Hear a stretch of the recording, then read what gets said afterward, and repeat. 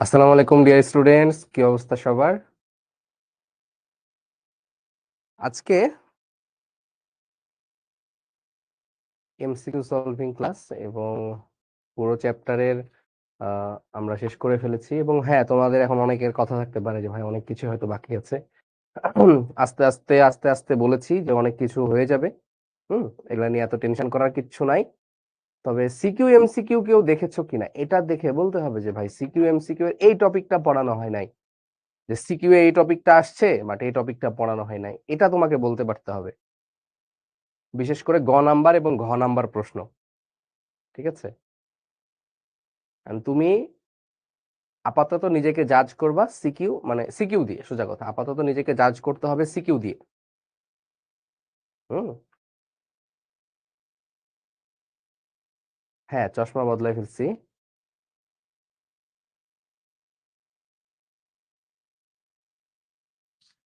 আপনার ওল্ড চশমা বেটার ছিল। না, খুব একটা না। মানে ওল্ড চশমাটা ভেঙে গেছে সোজা কথা, এবং ওই ফ্রেম গুলো অনেকদিন ইউজ করলাম। তো অনেকদিন পরে মনে হলো যে একটু প্লাস্টিক ফ্রেম ইউজ করি, তো আবারও ব্যাক করা আর কি। ওকে, সো আমাকে একটু বলো,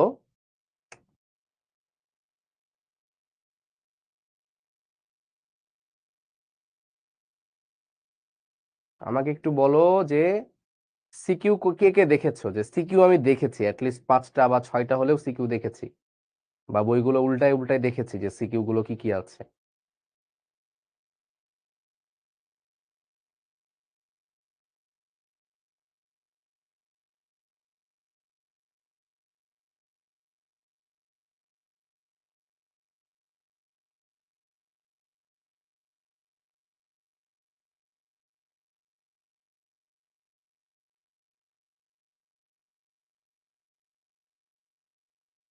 আমি দেখেছি কিন্তু করার সাহস পাচ্ছি না, তাহলে আর হবে না, মানে তোমার পড়ালেখা ছেড়ে দিতে হবে। মানে যদি দেখার পরেও এতদিনে এতগুলো ক্লাস করার পরেও যদি পড়ার সাহস না পাও, তাহলে ছেড়ে দিতে হবে। হ্যাঁ, এই যে সানজিম, সানজিম ভালো কথা বলেছে। দেখেছি ডাল্টনের আংশিক চাপ সূত্রের অঙ্ক বেশি। হ্যাঁ, এই তো এক্স্যাক্টলি, ভালো একটা কথা পেয়েছি। তারপরে আর বলো দেখি, আর কোথা থেকে অঙ্ক বেশি আছে? আর কোথা থেকে আছে বলো।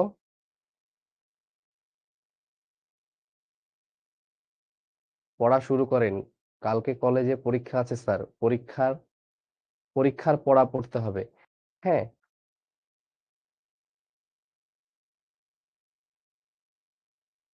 আমি সিকিউ দেখি নাই, তবে পুরো নোট খাতাটা রিভাইজ করছি। ওকে, ওকে, ওকে। তোমরা অনেক মানে কনজাস্টেড একটা টাইম ফ্রেম বানায় ফেলছো, তাই না? যে আমাদের সময় যেটা আমরা দেখতাম যে হচ্ছে, মানে আমার আশেপাশের ফ্রেন্ডদের কথাই বলি, যে ওরা হচ্ছে বছর শুরু হওয়ার আগে বিভিন্ন জায়গায় ভর্তি হয়ে যাইতো। বিভিন্ন জায়গায় ভর্তি হইতো, ফিজিক্সের 2টা প্রাইভেট, ম্যাথের 2টা প্রাইভেট, কেমিস্ট্রি 2টা প্রাইভেট, বায়োলজি 2টা, আইসিটি 2টা, ঠিক আছে, বাংলা একটা, ইংরেজি একটা। তো এমনি সব প্রাইভেট ওরা ভর্তি হয়ে যাইতো। এবং কি একটা রুটিন ভাই, মনে করো হচ্ছে সকাল 5টার দিকে প্রাইভেটে যাইতো। হ্যাঁ, প্রাইভেটের পরে কলেজে যাইতো, কলেজ থেকে আরেকটা প্রাইভেট, তারপরে আরেকটা প্রাইভেট, তারপরে আরেকটা প্রাইভেট।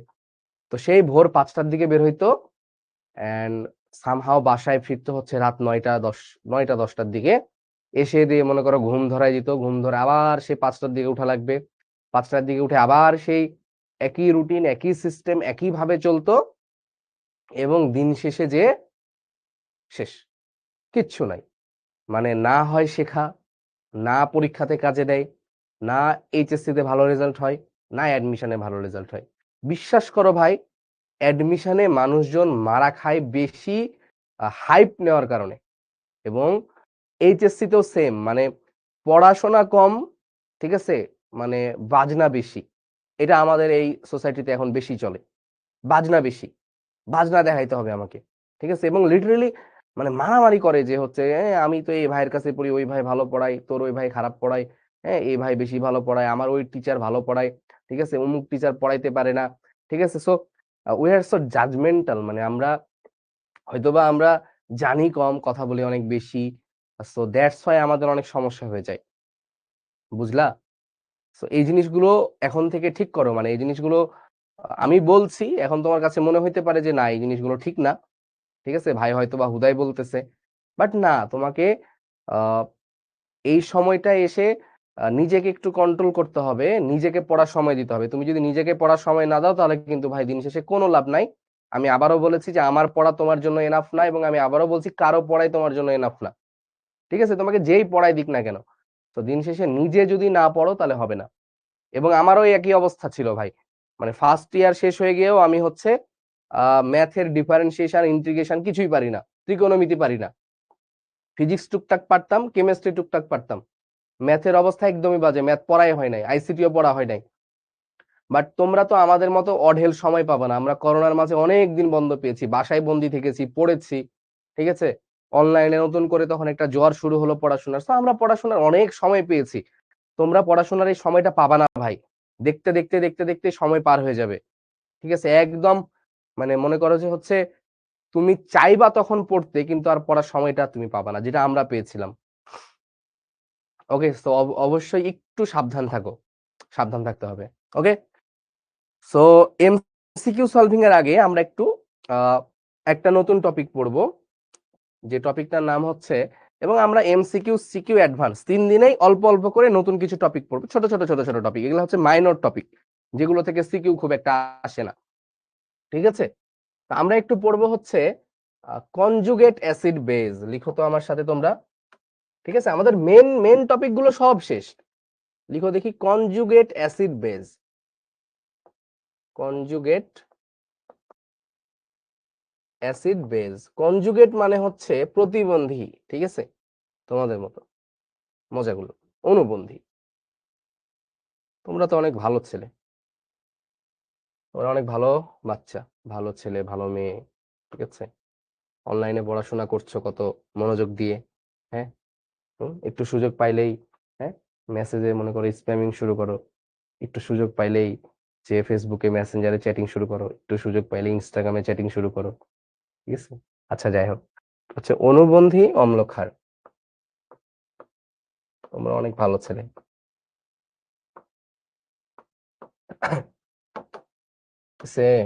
চলো, সো অনুবন্ধী অম্লক্ষার আমরা আর্হেনিয়াস অ্যাসিড, আর্হেনিয়াস ক্ষার পড়েছিলাম, আর্হেনিয়াস অ্যাসিড আর্হেনিয়াস ক্ষার, আর্হেনিয়াস অ্যাসিড আর্হেনিয়াস ক্ষার, এই দুইটা জিনিস কি ছিল বলো দেখি।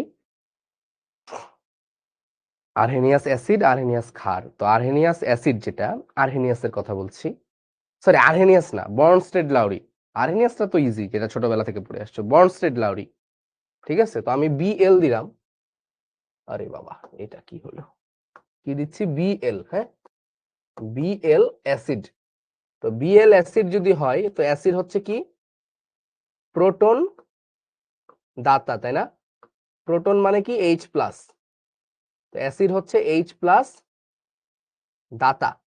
আর বেজ যেটা, বেজ কি ভাই, ক্ষার কি, ক্ষার হচ্ছে প্রোটন গ্রহিতা, প্রোটন মানে H plus গ্রহিতা,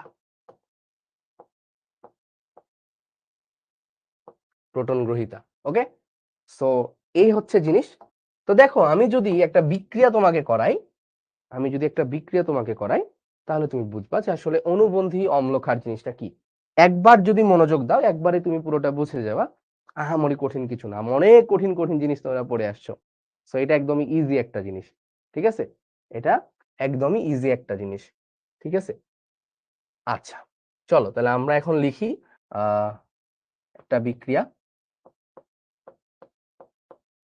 NH3 plus HCl, NH3 plus HCl, ওকে।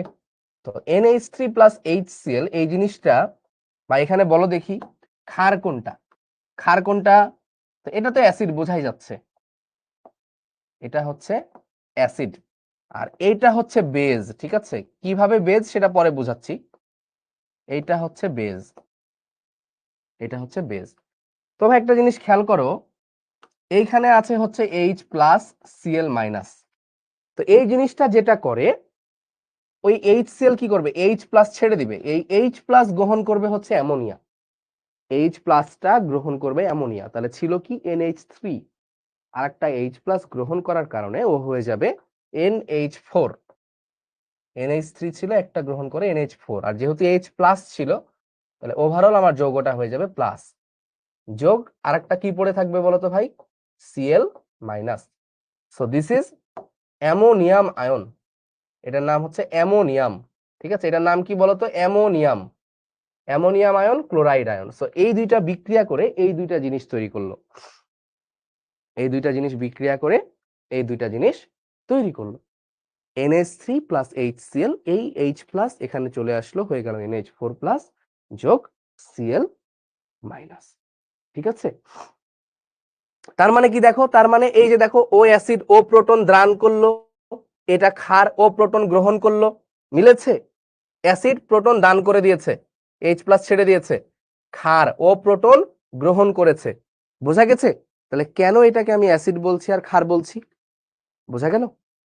হ্যাঁ, তো এই হচ্ছে জিনিস, আমি কয়েকবার রিপিট করলাম, আমি আবারও বলি, এটা হচ্ছে ক্ষার, এটা হচ্ছে অ্যাসিড। অ্যাসিড কি করবে, প্রোটন দিবে, তাহলে এই যে প্রোটন দিল, এটা গ্রহণ করলো, ঠিক আছে, ও গ্রহণ করলো, তাহলে ও হচ্ছে ক্ষার, তো প্রোটন গ্রহণ করে এটা হয়ে গেল, আর ও প্রোটন ছেড়ে দিয়ে হয়ে গেল এটা।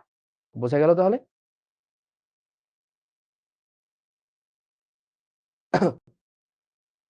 বলো।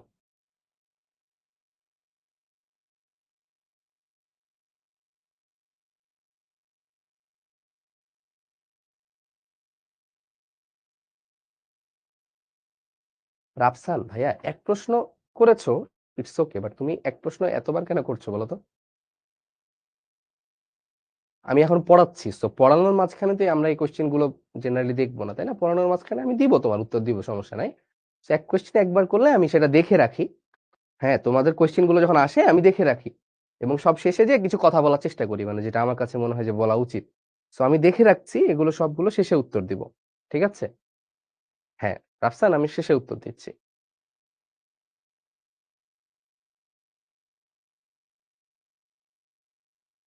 অ্যামোনিয়া প্লাস কেন হলো, অ্যামোনিয়া মানে এটা তো না বুঝার কিছু নাই ভাই। তিনটা এইচ, একটা এইচ আসলে কি হবে, এখানে এইচ প্লাস গেল, তাহলে প্লাস হবে না উপরে? আচ্ছা, তাহলে এই গেল হচ্ছে এমন।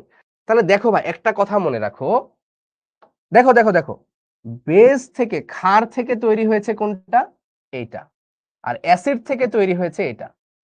তো যেটা আমার বেস থেকে তৈরি হবে, মানে ক্ষার থেকে তৈরি হবে, ক্ষার থেকে যেটা তৈরি হবে সেটাকে আমরা বলবো হচ্ছে, বেস থেকে তৈরি হবে কনজুগেট অ্যাসিড, বেস থেকে তৈরি হবে কনজুগেট অ্যাসিড, বা কি, প্রতিবন্ধী অ্যাসিড, বা প্রতিবন্ধী অম্ল, বা অনুবন্ধী অম্ল, অনুবন্ধী অম্ল। তার মানে বেজ, এই বেজটা H প্লাস গ্রহণ করলো, হয়ে গেল NH4 প্লাস, তারপরে যেটা গ্রহণ করলো সেটা হচ্ছে আমার অনুবন্ধী অম্ল, সেটা হচ্ছে আমার অনুবন্ধী অম্ল। ঠিক আছে, এরপরে, এরপরে এই যে অ্যাসিড, অ্যাসিড তো H প্লাস ছেড়ে দিয়েছে, ছেড়ে দেওয়ার পরে শুধু Cl মাইনাস আছে। অ্যাসিড H প্লাস ছেড়ে দেওয়ার পরে যেটা বাকি থাকে সেটার নাম হচ্ছে, যেহেতু অ্যাসিড তাহলে তার নাম হবে অনুবন্ধী ক্ষার, তাহলে এটা হচ্ছে আমার কনজুগেট বেজ, বা অনুবন্ধী ক্ষার, অনুবন্ধী ক্ষার। তাহলে বেজ থেকে যেটা আসবে, ক্ষার থেকে যেটা আসবে সেটা হচ্ছে অনুবন্ধী অম্ল, আর অ্যাসিড থেকে যেটা আসবে সেটা হচ্ছে অনুবন্ধী ক্ষার। This is the main thing. ঠিক আছে, বিপরীতটা হবে। এখন কথা হচ্ছে যে বিপরীত কেন হবে, এটাকে অনুবন্ধী অম্ল, এটাকে অনুবন্ধী ক্ষার কেন বলছি ভাইয়া? কারণ দেখো, এই বান্দাটা এখন, ওর কাছে একটা H প্লাস আছে না, ও কি চাইলেই H প্লাস ছেড়ে দিতে পারবে না? ও কি চাইলেই H প্লাস ছেড়ে দিতে পারবে না? পারবে, এজন্যই কিন্তু এটা অম্ল, এজন্যই এটা অম্ল। কিন্তু যেহেতু ক্ষার থেকে আসছে এজন্য অনুবন্ধী অম্ল, এটা অ্যাসিড, ও H প্লাস ছেড়ে দিয়েছে, ছেড়ে দেওয়ার পরে তৈরি হয়েছে ক্লোরিন মাইনাস। এখন ও তো চাইলেই H প্লাস গ্রহণ করতে পারবে, সো যে H প্লাস গ্রহণ করতে পারে তাকে কি বলা হয়, যে H প্লাস গ্রহণ করতে পারে তাকে কি বলা হয়, তাকে বলা হয় হচ্ছে অনুবন্ধী ক্ষার। ক্ষার H প্লাস গ্রহণ করতে পারবে, তার মানে কি ও ক্ষার, বাট যেহেতু ও অ্যাসিড থেকে এসেছে এজন্য অনুবন্ধী কথাটা আসছে। বুঝতে পারছো কিনা? বলো ক্লিয়ার? আমি আরো এক্সাম্পল দিচ্ছি, বাট এইটা ক্লিয়ার কিনা বলো। ক্লিয়ার? বলো এতদূর ক্লিয়ার কিনা? তোমাদের বইয়ে কি এক্সাম্পল দেওয়া আছে ওইখান থেকে আমি দু একটা এক্সাম্পল দিই তাহলে তোমাদের।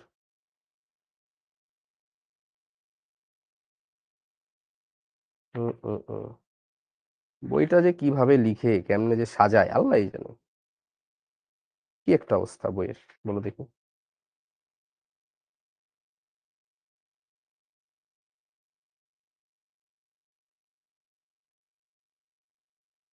পাইছি। ক্লিয়ার? বলো ক্লিয়ার কিনা? আচ্ছা, প্রোটন কিভাবে গ্রহণ করলো? আগের ক্লাস মনে হয় করো নাই নিশ্চয়। প্রশ্ন শুনে বোঝা যায় আসলে কারা আগের ক্লাস করেছে বা কারা আগের ক্লাস করে নাই। তো দেখো OH মাইনাস যোগ, সরি OH মাইনাস যোগ CH3 COOH, ঠিক আছে না? CH3 COOH। খুব ভালো করে খেয়াল করো, এখানে এই বান্দাটা হচ্ছে গিয়ে অ্যাসিড, এই বান্দাটা হচ্ছে অ্যাসিড, ঠিক আছে? তো অ্যাসিড যদি ভাঙে, এই যে এই CH3 COOH এটা যদি ভাঙে, এটা কি তৈরি করবে বলো তো ভাই? ছোটবেলায় পড়ে আসছো না? এটা ভাঙলে এটা কি তৈরি করবে? CH3 COO মাইনাস যোগ H প্লাস, যোগ H plus, CH3 COO minus যোগ H প্লাস, ঠিক আছে? তাহলে ওই বান্দা কি করবে? একটা H প্লাস ছেড়ে দিবে, এই H প্লাসটা কোথায় যাবে? এইখানে যাবে। এ যেহেতু মাইনাস আর ওর যেহেতু H প্লাস, তাহলে এই H প্লাস এই OH মাইনাস মিলে কি তৈরি হবে? এই H প্লাস এই OH মাইনাস মিলে কি তৈরি হবে বলো দেখি? বলো কি তৈরি হবে?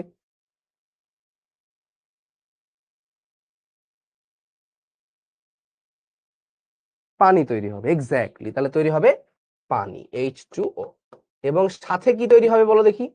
সাথে তৈরি হবে এই H প্লাস তো ওখানে চলে গেছে, তাহলে বাকি থাকে আমার এতটুকু শুধু, তাহলে CH3 COO মাইনাস।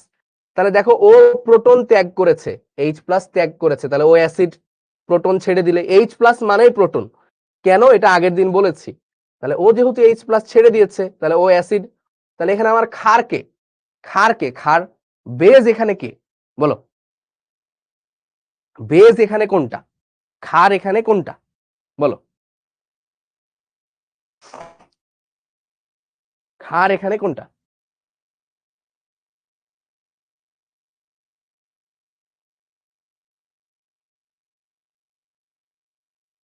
ক্ষার হচ্ছে এখানে OH মাইনাস, মানে যে আমার H প্লাস গ্রহণ করেছে সে ক্ষার। যে H প্লাস গ্রহণ করেছে সে হচ্ছে ক্ষার। এই যে OH প্লাস গ্রহণ করেছে, এই যে একটা H প্লাস এখান থেকে এসে ও গ্রহণ করেছে, তাহলে ও হচ্ছে আমার বেজ। তাহলে ভাই বেজ থেকে কি তৈরি হয়েছে দেখো তো?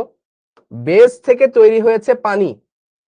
তাহলে বেজ থেকে যেটা তৈরি হবে, ক্ষার থেকে যেটা তৈরি হবে সেটাকে কি বলবো? ক্ষার থেকে যেটা তৈরি হবে সেটাকে আমরা কি বলবো বলো?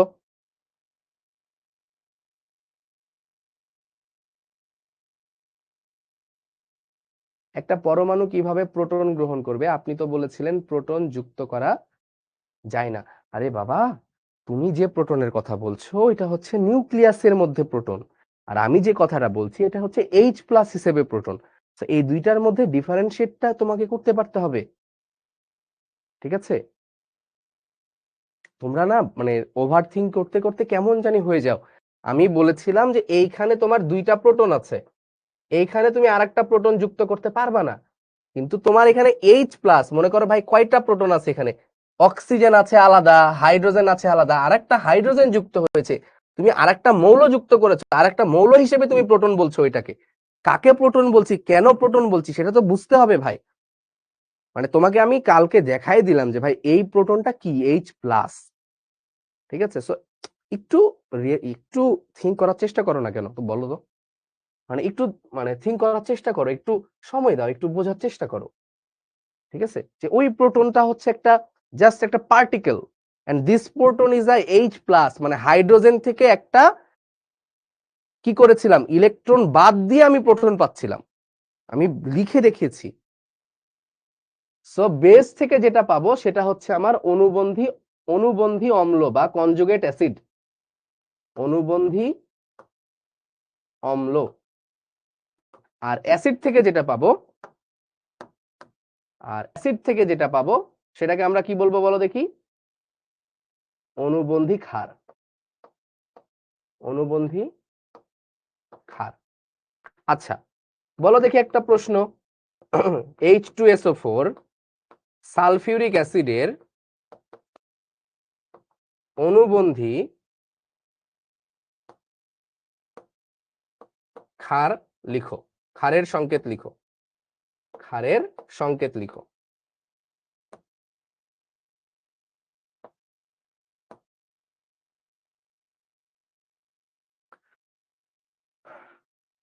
সালফিউরিক অ্যাসিডের অনুবন্ধী ক্ষারের সংকেত লিখো। তাহলে অ্যাসিড থেকে আমার কথা কি ছিল, কনসেপ্ট কি?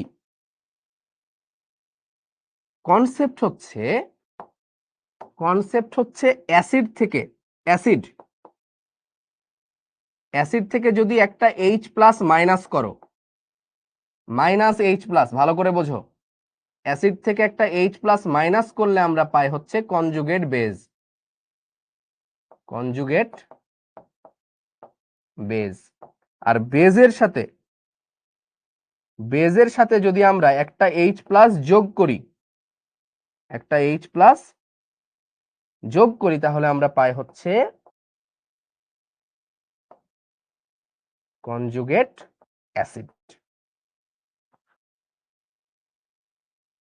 তাহলে H2SO4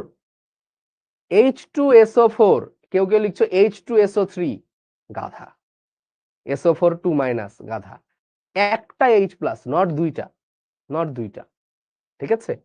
তো H2SO4, ঠিক আছে, এই জিনিসটা কিরকম ভাই? ঠিক আছে, তাহলে H2SO4, হ্যাঁ, এর অনুবন্ধী ক্ষার, তাহলে একটা H+ সরাইতে হবে রে ভাই, একটা H+।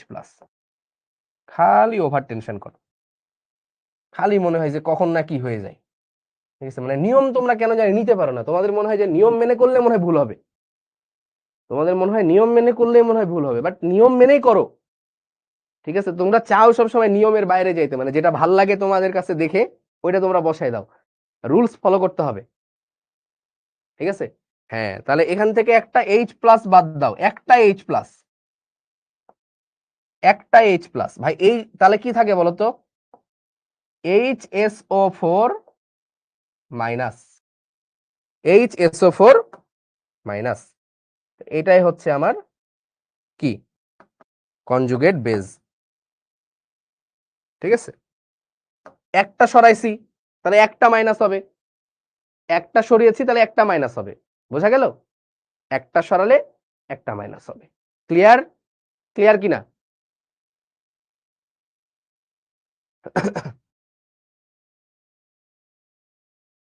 আচ্ছা, এই যে আমি এটাই বলতেছিলাম, কিন্তু মনে মনে, মনে মনে বললে হবে? হ্যাঁ, আমরা সব জায়গায় না এরকম মনে মনে করে থেকে যাই, যে কারণে আমরা সোসাইটিতে কখনো রেসপেক্ট পাই না, আমরা সোসাইটিতে হয়তো বা নিজেদের যে অ্যাবিলিটি, সেই অ্যাবিলিটিটা দেখাইতে পারি না। মনে করো তুমি একটা জায়গায় গিয়েছো, মনে করো একটা এনভায়রনমেন্টে 10 জন লোক আছে, এখন ওই 10 জন লোকের মধ্যে দেখা যাচ্ছে যে কেউ একজন উচ্চ পর্যায়ের ব্যক্তি আসলো, তো তোমাদের কাছে কোনো একটা আইডিয়া চাইলো বা তোমাদের কাছে কোনো একটা কথা শুনতে চাইলো, তো দেখা যাচ্ছে একজন একজন দাঁড়ায় কথা বলা শুরু করলো যে স্যার এরকম এরকম এই এই এই, হ্যাঁ, এটা থেকে এই হবে, এটা থেকে ওই হবে, এটার পরে ওইটা, এটার পরে ওইটা। তো তুমি খুব সুন্দর মতো বুঝতে পারতেছো যে ও যেটা বলছে সেটা ভুল করছে, বাট তুমি ঠিকটা জেনেও তুমি বলছো না, এক্সপ্রেস করছো না, এবং তুমি এটাও দেখছো যে ও যেটা বলছে তোমার স্যার সেটা মেনে নিচ্ছে, তোমার বস সেটা মেনে নিচ্ছে, সো দিন শেষে রিকগনিশনটা ও পাবে, তুমি পাবা না। তুমি ঠিক জেনেও রিকগনিশন পেলা না, ও ভুল জেনেও রিকগনিশনটা পেলো। এবং আমরা যারা ঠিক জিনিসটা জানি, বা আমরা যারা সঠিক জিনিসটা জানি, আমরা আওয়াজ কখনো উঁচু করি না, আমরা কখনো কথা বলি না।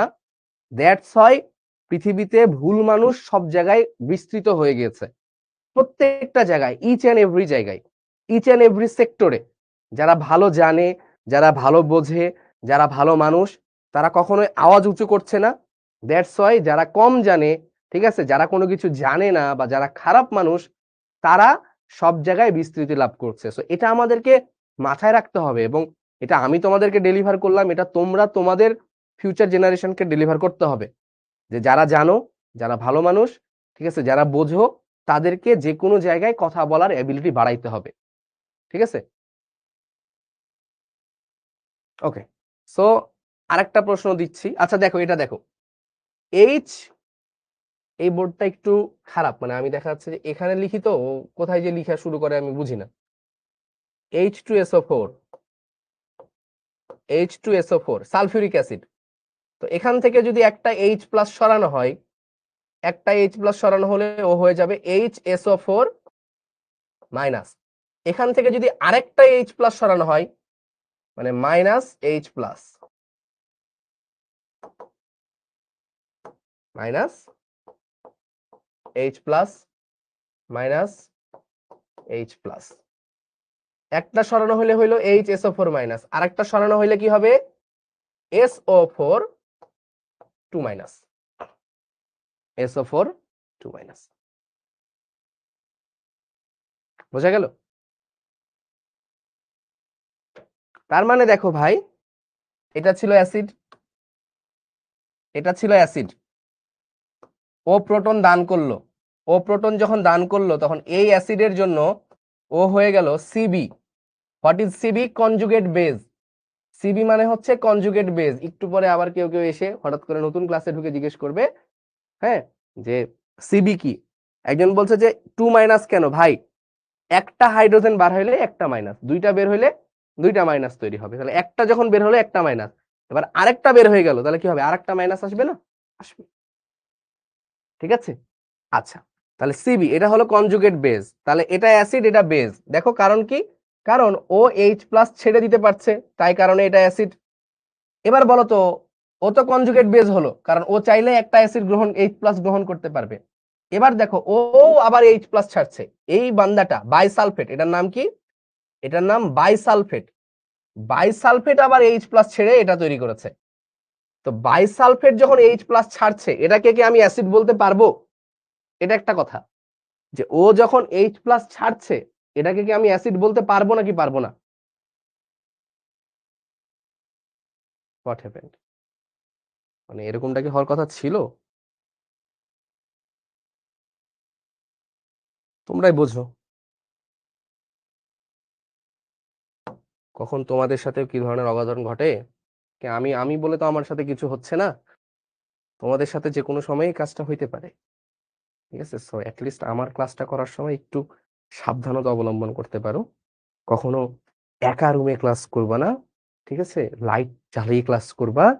হ্যাঁ, বাসার লোকজন যেখানে বেশি আছে সেখানে ক্লাস করবা, বাবা মাকে একটু সবসময় পাশে পাশে রাখবা। ঠিক আছে, নিজের সেফটি। যাই হোক, তো যাই হোক, তাহলে দেখো, ও হচ্ছে conjugate base,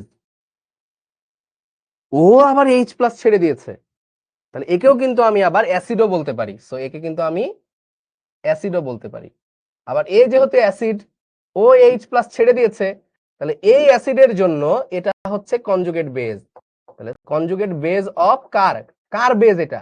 CB of conjugate base of HSO4 minus.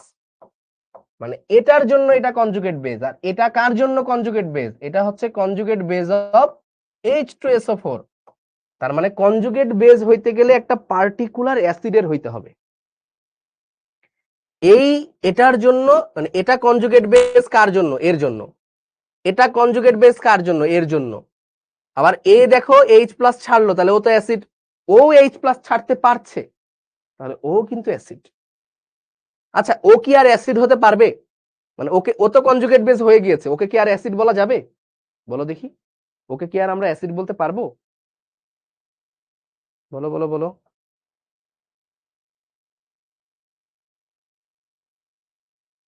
ওকে কি আর অ্যাসিড বলতে পারবো? ওকে কিন্তু আমি আর অ্যাসিড বলতে পারবো না। ঠিক আছে, কারণ, কারণ কি? কারণ ওর তো আর এইচ প্লাস ছাড়ার মতো নাই, তাহলে ও শুধু কনজুগেট বেজ হয়ে থেকে গেল, কনজুগেট বেজ হয়ে থেকে গেল।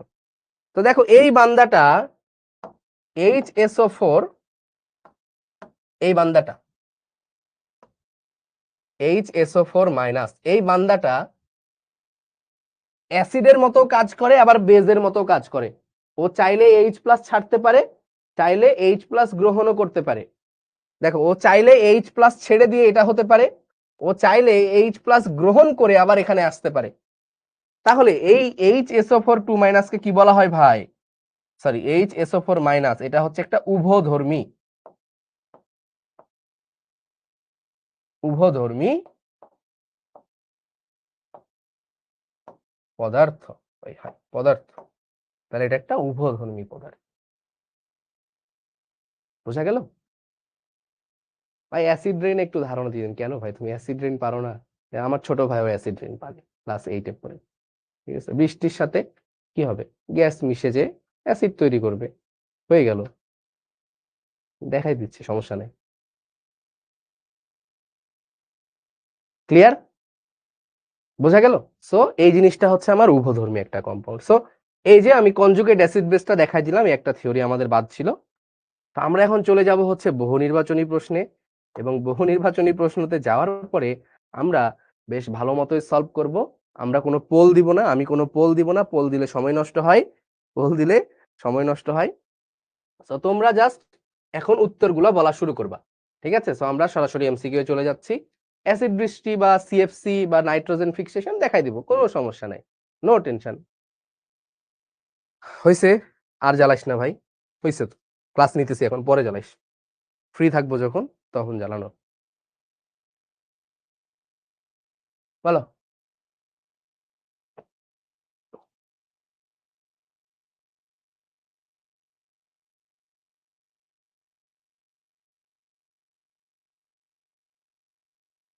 আচ্ছা, তোমরা বলছো ঘ, নাকি একজনই বারবার ঘ বলছো? আমি একজনেরই ঘ দেখতে পাচ্ছি। আচ্ছা, এই একজন বারবার উত্তর দিও না, ঠিক আছে? আচ্ছা, 100 ডিগ্রি সেলসিয়াস তাপমাত্রায় এত এটিএম চাপে কার্বন ডাই অক্সাইডের ঘনত্ব কত? তো আমাদের মনে আছে আমরা ঘনত্বের সূত্র কিভাবে এনেছিলাম? যে পিভি ইকুয়াল ছিল হচ্ছে এনআরটি। এনআরটি, এখান থেকে আমরা বলেছিলাম পিভি ইকুয়াল টু এন মানে হচ্ছে W/M, আর টি। এখান থেকে আমি বলেছিলাম যে এই এমটাকে এ পাশে নিয়ে আসো, পিএম ইকুয়াল W/V আর টি। এই W/V এটাই তো হচ্ছে ঘনত্ব। তাহলে পিএম ইকুয়াল ডি আর টি বা রো আর টি, যেটাই বলো না কেন, রো আর টি। তাহলে rho equal PM divided by R T, PM divided by R T. তাহলে পি কত ভাই? পি হচ্ছে এত এটিএম, 2.05। এম কত? কোন গ্যাস? কার্বন ডাই অক্সাইড গ্যাস। তাহলে এম অফ কার্বন ডাই অক্সাইড কত ভাই? এম অফ কার্বন ডাই অক্সাইড হচ্ছে 44। তাহলে 44 ডিভাইডেড বাই আর কত? 0.0821 ইন্টু টেম্পারেচার কত? 100 ডিগ্রি সেলসিয়াস, মানে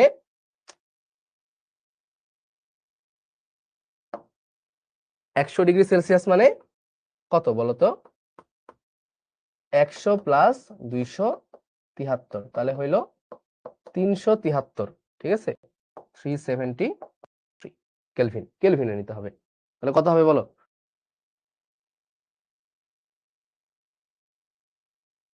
এই যে একজন বলছে অবাধ্য জিন কেন সাথে রাখেন? হ্যাঁ, এটা রাখা যাবে না, ব্যবস্থা নিতে হবে আজকে কালকের মধ্যেই। 05 ইন্টু 44 ইন্টু 0.0821 ইন্টু 373, 2.945, হ্যাঁ, 2.945 গ্রাম পার লিটার, গ্রাম পার লিটার। আচ্ছা দেখো, যেহেতু পি এর মানটা আমার এটিএম এ নিয়েছি, তাহলে আমার আয়তনের মান অবশ্যই লিটারে, বাট যেহেতু এখানে আয়তন নাই, সো আয়তনটা ধরে নিচ্ছি লিটারেই থাকবে, এবং আর এর মানটা আমরা এটা নিব যেহেতু এটিএম এ নিয়েছি। সো এটা কার কাছাকাছি বলতো? এইটার কাছাকাছি। অল ডান, অল গুড, ওকে। তো দেখো কত সুন্দর সুন্দর সহজ সহজ কোশ্চেন, আমার পড়ানোর বাইরে কিছু পাবা না। সো তোমাকে এটা আমি তোমাকে বিশ্বাস দিচ্ছি, এটা তোমাকে আমি বিশ্বাস দিচ্ছি যে তুমি পারবা, এবং তোমাকে এটা বিশ্বাস করতে হবে যে তুমি পারবা। এবং তুমি যদি না পারো, তাহলে সেটা আমার ব্যর্থতা, তোমার ব্যর্থতা, দুজনেরই ব্যর্থতা, কখনো আমার ব্যর্থতা নয়, ঠিক আছে? ওকে, চলো। এই যে এখন আবার চেঞ্জ হয় না, দেখছো কি একটা অবস্থা। এটা বলো, এসটিপি এসএটিপি তাপমাত্রার পার্থক্য কত? এসটিপি এসএটিপি, হ্যাঁ, সো স্ট্যান্ডার্ড কত? 0 degree Celsius and this is 25 degree Celsius, নাকি না কোনটা কত বলো? হ্যাঁ, সো কোনটা কত দেখবা, ঠিক আছে এটা, ঠিক আছে এটা বলো, এসটিপি এসএটিপি ঠিক আছে, 0-25 ঠিক আছে তো?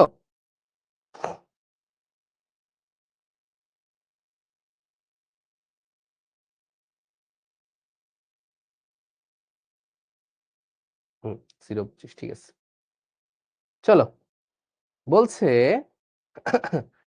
এত মোল ও এত মোল সংখ্যা বিশিষ্ট যথাক্রমে এ এবং বি গ্যাস দ্বয়ের মিশ্রণের মোট চাপ 12 এটিএম হলে এ গ্যাসের আংশিক চাপ কত? তো দেখো মোট চাপ বলে দিয়েছে, তাহলে আংশিক চাপ কি ছিল মনে আছে? এ গ্যাসের আংশিক চাপ।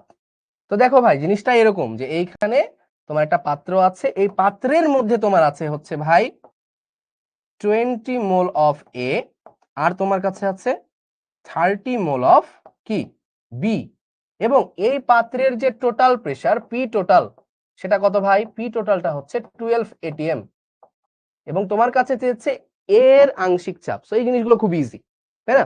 সো আমরা থিওরিতে অবশ্যই পড়ে আসছি, এটা তোমাদের মনে থাকার কথা, বা যারা পারো না তারা দেখো যে আংশিক চাপ এই জিনিসটা হচ্ছে এক্স এ ইন্টু হচ্ছে পি টোটাল। সো ভাই what is x A? X এটা এখানে মিল করি হচ্ছে মোল ভগ্নাংশ। মোল ভগ্নাংশ, মোল ভগ্নাংশ কি? মোল ভগ্নাংশ হচ্ছে নিজের মোল ডিভাইডেড বাই মোট মোল, নিজের মোল ডিভাইডেড বাই মোট মোল। তাহলে ভাই নিজের মোল মানে কি? এন এ, মোট mole N total into P total.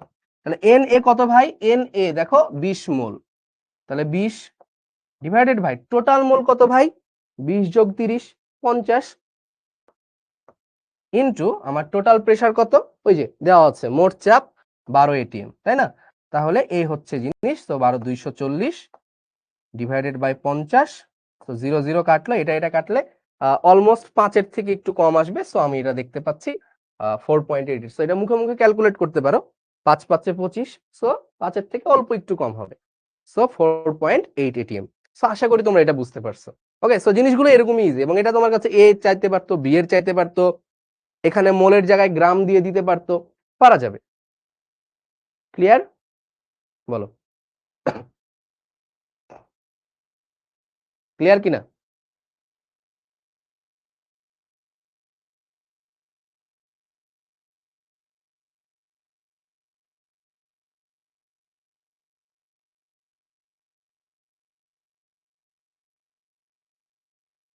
ওকে, এসএটিপি তে 2 মোল অক্সিজেন গ্যাসের আয়তন কত?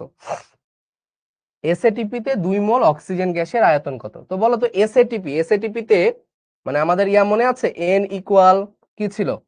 W divided by M equal ছিল ভিএল ডিভাইডেড বাই 22.4, এটা ছিল এসটিপি তে, এটা ছিল এসটিপি। আরেকটা ছিল কি?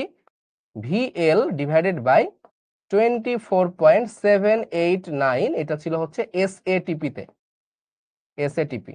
সো এখান থেকে করে ফেলতে পারবো। সো এই ইকুয়েশনটা আমার লাগবে, মানে এটা লাগবে আর এটা লাগবে, কারণ এন এর মান সরাসরি দেওয়া আছে। তাহলে ভিএল সমান কত হবে বলো? তাহলে ভিএল সমান হবে এন ইন্টু 24.789, তাহলে 2 into 24.789, so 48 49, so 49 point something এত লিটার। সো অক্সিজেন গ্যাস বলুক বা অন্য কোনো গ্যাস বলুক, এটা ডাজন্ট ম্যাটার, মানে এটা আমার খুব একটা মাইনে রাখে না। ওকে, সো ক্লিয়ার তাহলে এটা।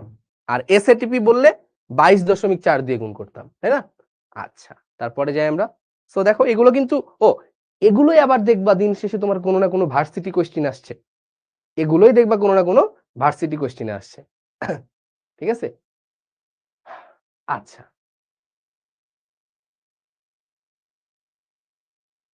তারপরে হচ্ছে এত গ্রাম গ্লুকোজ অণুতে কতটি অক্সিজেন পরমাণু আছে? সো এটাও খুবই ইজি কোশ্চেন, এবং এগুলোও দেখো বোর্ড কোশ্চেন প্লাস এগুলোই কিন্তু কোনো না কোনো ভার্সিটি কোশ্চেনে আসে। এবং মনে হয় তোমার এগুলা 9-10-এও পড়ে থাকার কথা। তো দেখো গ্লুকোজ কি ভাই, গ্লুকোজ হচ্ছে C6H12O6, যেটার আমরা যদি আণবিক ভর বের করি, আণবিক ভরটা কত পাবা বলো দেখি? 6×72 প্লাস, আচ্ছা 12 হইলো, 12টা অক্সিজেনের আর এদিকে 72 হচ্ছে কার্বনের, আর 6 কে 6, 6 6 36, 96, তাই না? তাহলে 84 প্লাস 96 তো হচ্ছে 180 কি গ্রাম পার মোল। এটা হচ্ছে আমার গ্লুকোজের আণবিক ভর। এটা জানে মুখস্থ রাখতে পারো, মানে অনেকে মুখস্থ রাখে গ্লুকোজের 180 গ্রাম পার মোল। তো কি কতটি অক্সিজেন পরমাণু রয়েছে, ঠিক আছে? পরমাণু, নট অণু। সো আমাকে আগে মাথায় রাখতে হবে যে অক্সিজেন পরমাণু বলতে বোঝাচ্ছে হচ্ছে ও, আর যদি কখনো বলতো অক্সিজেন অণু তাহলে আমার হচ্ছে O2। তাহলে O2 হচ্ছে কি ভাই? O2 হচ্ছে গিয়ে অণু, আর ও হচ্ছে গিয়ে পরমাণু। এটা মাথায় রাখতে হবে। তাহলে কতটি অক্সিজেন পরমাণু রয়েছে? তো তুমি আগে এখান থেকে দেখো তো যে এখানে যতগুলো গ্লুকোজ, মানে একটা গ্লুকোজে একটা গ্লুকোজ মানে কয়টা অক্সিজেন পরমাণু বলো দেখি? নট অণু, কয়টা অক্সিজেন পরমাণু? দেখো 6টা ও আছে। তাহলে একটা গ্লুকোজ মানে 6টা অক্সিজেন পরমাণু, ঠিক আছে? সো এখন আমাকে আগে গ্লুকোজের অনুসংখ্যা আগে বের করতে হবে যে গ্লুকোজ কয়টা আছে। তাহলে একটা গ্লুকোজ মানে হচ্ছে 6টা অক্সিজেন, এক অণু গ্লুকোজ মানে 6টা অক্সিজেন পরমাণু। তাহলে চলো আমরা বের করি। আমরা জানি হচ্ছে W/M, তাই না, ইকুয়াল টু হচ্ছে N/NA। NA হচ্ছে অ্যাভোগাড্রো নাম্বার। তাহলে N কত হবে? তাহলে N হবে W কত? 1.80 ইন্টু 10⁻³ ডিভাইডেড বাই হচ্ছে 180, আর এই NA-টা এই পাশে গুণ হবে, এই NA-টা এই পাশে গুণ হওয়া মানে 6.023 ইন্টু 10⁻23। সো এটা করলে আমার কত আসে বলো তো? এটা করলে আমার আসে 1.80 ইন্টু 10⁻³ ডিভাইড বাই হচ্ছে 180 ইন্টু 6.023 ইন্টু 10⁻23। সো এটা আসে হচ্ছে 6.023 ইন্টু 10⁻18। সো তোমরা প্রথমে যে ভুলটা করবা এটা হচ্ছে 10⁻18 আর কি, ঠিক আছে? এগুলো পাওয়ার দেওয়া, এগুলো পাওয়ার দেওয়া। সো তোমরা প্রথমে এটা দাগায় ফেলবা, আমি জানি তোমরা প্রথমে এটা জায়গায় ফেলবা, বাট এখানে আসলে তোমাকে গ্লুকোজের অনুসংখ্যা বলে নাই, তোমাকে বলেছে কতটি অক্সিজেন পরমাণু আছে। সো দেখো ভাই, একটা গ্লুকোজ মানে 6টা অক্সিজেন পরমাণু, একটা গ্লুকোজ মানে 6টা অক্সিজেন পরমাণু। তাহলে এতটি কি? এতটি হচ্ছে গিয়ে গ্লুকোজ। তাহলে এতটি গ্লুকোজ মানে কয়টা অক্সিজেন পরমাণু হবে? একটাতে 6টা, তাহলে এতটাকে 6 দিয়ে গুণ করতে হবে। তাহলে এটাকে 6 দিয়ে গুণ দাও, 6 দিয়ে গুণ দিলে 3.61 ইন্টু 10⁻19টি কি অক্সিজেন পরমাণু। তো 3.61 into 10⁻19। So this is our right answer. বোঝা গেছে ভাই? সূত্রটা বুঝি নাই, এই সূত্রটা তো 9-10-এ পড়ে আসার কথা। 9-10-এ পড়ে না আসলেও ক্লাসের শুরুর দিকে হয়তো বা আমি পড়িয়েছিলাম, সেটাও তো করে আসার কথা, তাই না? যে W/M equal to N/NA। W হচ্ছে ভর, M হচ্ছে আণবিক ভর, N হচ্ছে অনুসংখ্যা, NA হচ্ছে অ্যাভোগাড্রো নাম্বার। এটা দেখে নিতে পারো শুরুর দিকের ক্লাসে। ওকে চলো, এটা জলীয় দ্রবণে পানির মোল ভগ্নাংশ কত? সো এটা দেখে আসলে ঘাবড়ানোর কিছু নাই। হ্যাঁ, এটা দেখে তোমরা অনেকে আবার ঘনমাত্রা টনমাত্রার দিকে চলে যেতে পারো। তোমরা 10% এর ঘনমাত্রা বের করার খুব একটা শর্টকাট ফর্মুলা জানো, 10x/m।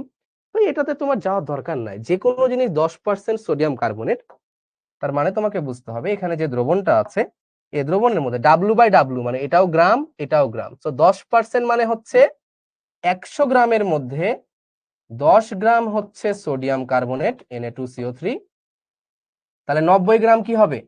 তাহলে 90 গ্রাম হচ্ছে ভাই পানি, এজন্য 10%, এই জন্য হচ্ছে 10%। 100 গ্রামের মধ্যে মানে 100 গ্রাম দ্রবণের মধ্যে 10 গ্রাম থাকবে সোডিয়াম কার্বনেট। তো তোমার দ্রবণ 100 গ্রাম, 10 গ্রাম সোডিয়াম কার্বনেট, তাহলে তোমার পানি কতটুকু? পানি থাকবে হচ্ছে 90 গ্রাম। এতটুকু তো বুঝে গেছো, এতটুকু বুঝলেই তো তোমার খেলা শেষ। মোল ভগ্নাংশ কার? পানির। তার মানে হচ্ছে XA। তো XA মানে কি ভাই? XA মানে হচ্ছে নিজের মোল, মানে X অফ ওয়াটার দাও আর কি। তাহলে X অফ H2O, তাহলে হচ্ছে কি ভাই? নিজের মোল ডিভাইডেড বাই মোট মোল। তো মোট মোল কত ভাই? মোট মোল হচ্ছে N of H2O plus N of কি সোডিয়াম কার্বনেট Na2CO3। তাহলে বলো ভাই নিজের মোল কত? হ্যাঁ, মোল মানে আমরা কি জানি W/M, W/M এটা হচ্ছে মোল সংখ্যা। তাহলে পানির মোল কত হবে? 90/18। W/M পানির আণবিক ভর হচ্ছে, M হচ্ছে কত 18, আর এটার কত 106। পানির কত 90/18 প্লাস এটা কত গ্রাম 10 গ্রাম, আণবিক ভর কত 106। করলে কত আসে? এটা করলে যত পাবা ততই, ঠিক আছে। ওকে, তো চলো আমরা করে ফেলি এটা।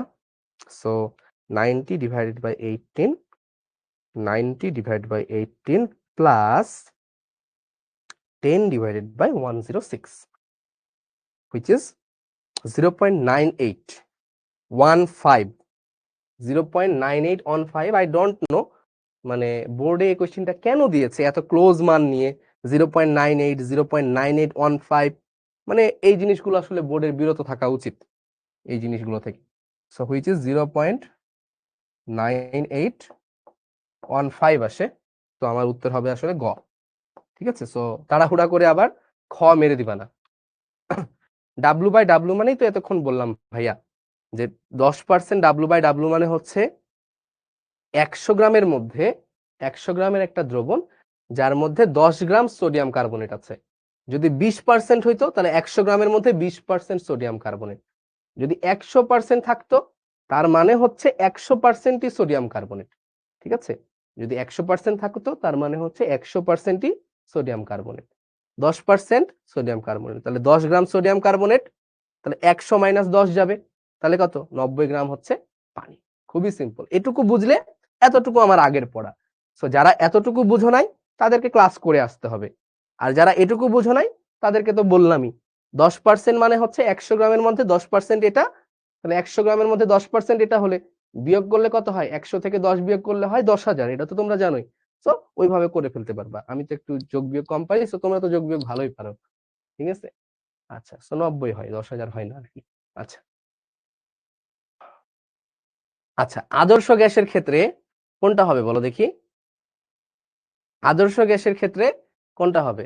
So PV equal to nRT, এটা হবে। এটা বোঝাচ্ছে অভ্যন্তরীণ শক্তির পরিবর্তন 0। তো আসলে আন্তঃআণবিক কোনো আকর্ষণ বল থাকে না। আন্তঃআণবিক আকর্ষণ বল না থাকার কারণে অভ্যন্তরীণ শক্তির পরিবর্তনও কি হয়ে যায়? 0 হয়ে যায়। এটা কি বোঝাচ্ছে? এটা বোঝাচ্ছে অভ্যন্তরীণ শক্তির পরিবর্তন। মনে রাখো, অভ্যন্তরীণ শক্তির পরিবর্তন, ওই যে আন্তঃআণবিক আকর্ষণ বল 0। আর এসটিপি তে মোলার আয়তন এত, সো 22.4, ঠিক আছে।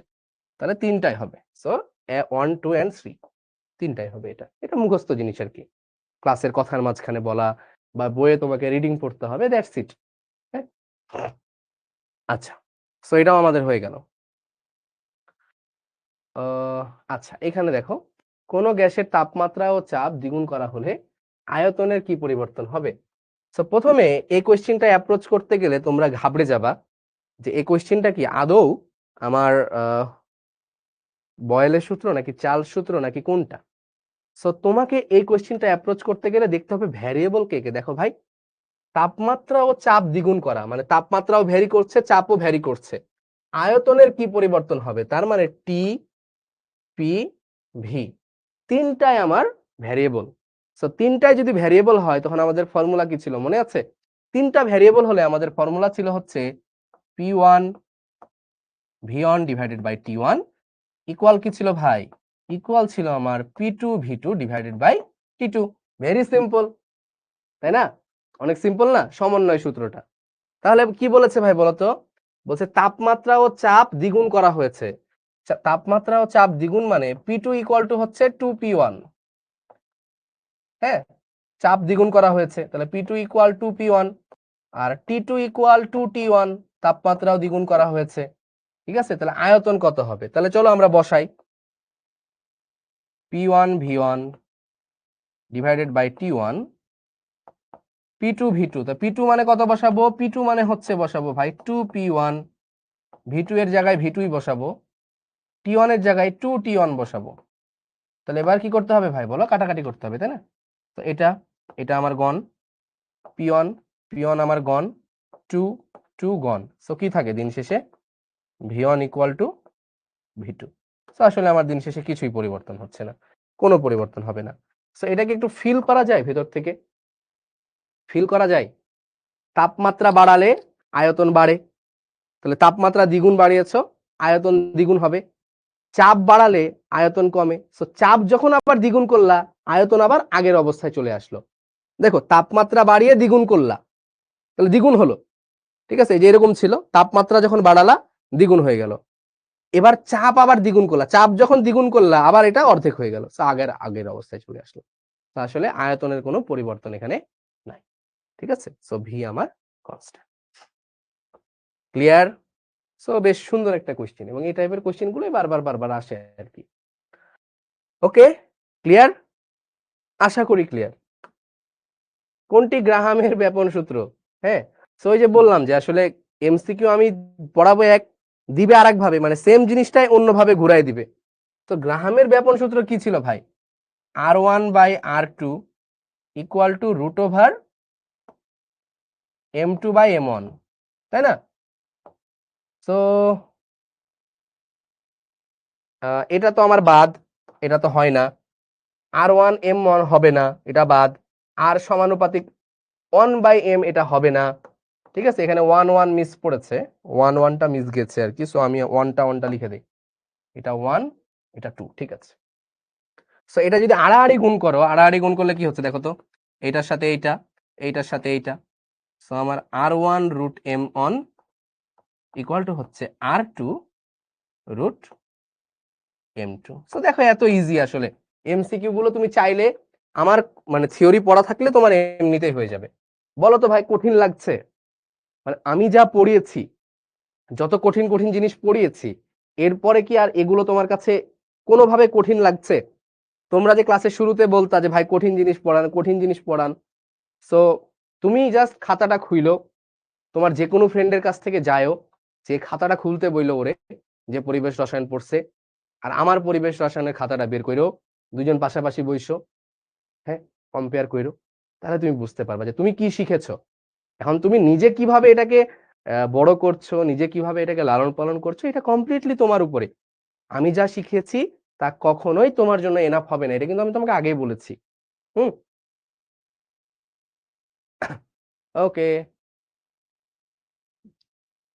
রবিউল বলতেছে কঠিন লাগতেছে। রবিউল যদি বলে এটা কঠিন, তাহলে রবিউল যদি মানে আল্লাহ না করুক, ও যদি ভালো করে না পড়ো রবিউল, ঠিক আছে, 5 লাখের মধ্যে একজন হয়ে যাবা কিন্তু।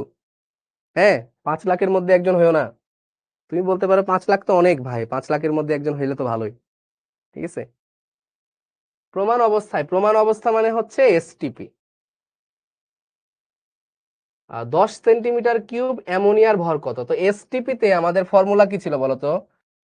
W/M ইকুয়াল টু হচ্ছে VL ডিভাইডেড বাই 22.4।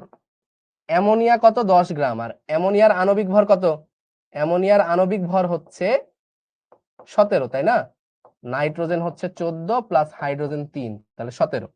তাহলে ডাব্লিউ হচ্ছে আমার 10, এম হচ্ছে আমার 17, equal to VL divided by 22.4। তাহলে VL ইকুয়াল টু 10/17 ইন্টু 22.4। ভাই এগুলো তো আবার অনেকটাই তোমার হচ্ছে সেই 9-10 এর মতো, তাই না? অনেকটাই 9-10 এর মতো না এগুলো, বলো ভাইয়া। নোট খাতার পিক দিব সবগুলোর, ভিডিও করে দিলে হবে না? পিক দিতে পারলে দিও, তোমার 100 পেজ হয়েছে না, তো এটা সুন্দর করে স্ক্যান করে দিও, ঠিক আছে। আমি তো একটা প্রাইস দিবই বলছি, একটা হচ্ছে ভিডিওর জন্য প্রাইস দিব, একটা হচ্ছে নোটের জন্য দিব। দুইটার জন্য আমি আলাদা আলাদা প্রাইস দিব, ঠিক আছে, দুইটার জন্য আলাদা আলাদা প্রাইস দিব। ওকে, কি এখানে কি কোনো মিস্টেক হয়েছে? কি বলতেছো? বুঝতেছি না, বলো। W/M, হ্যাঁ, V ডিভাইড বাই 22.4।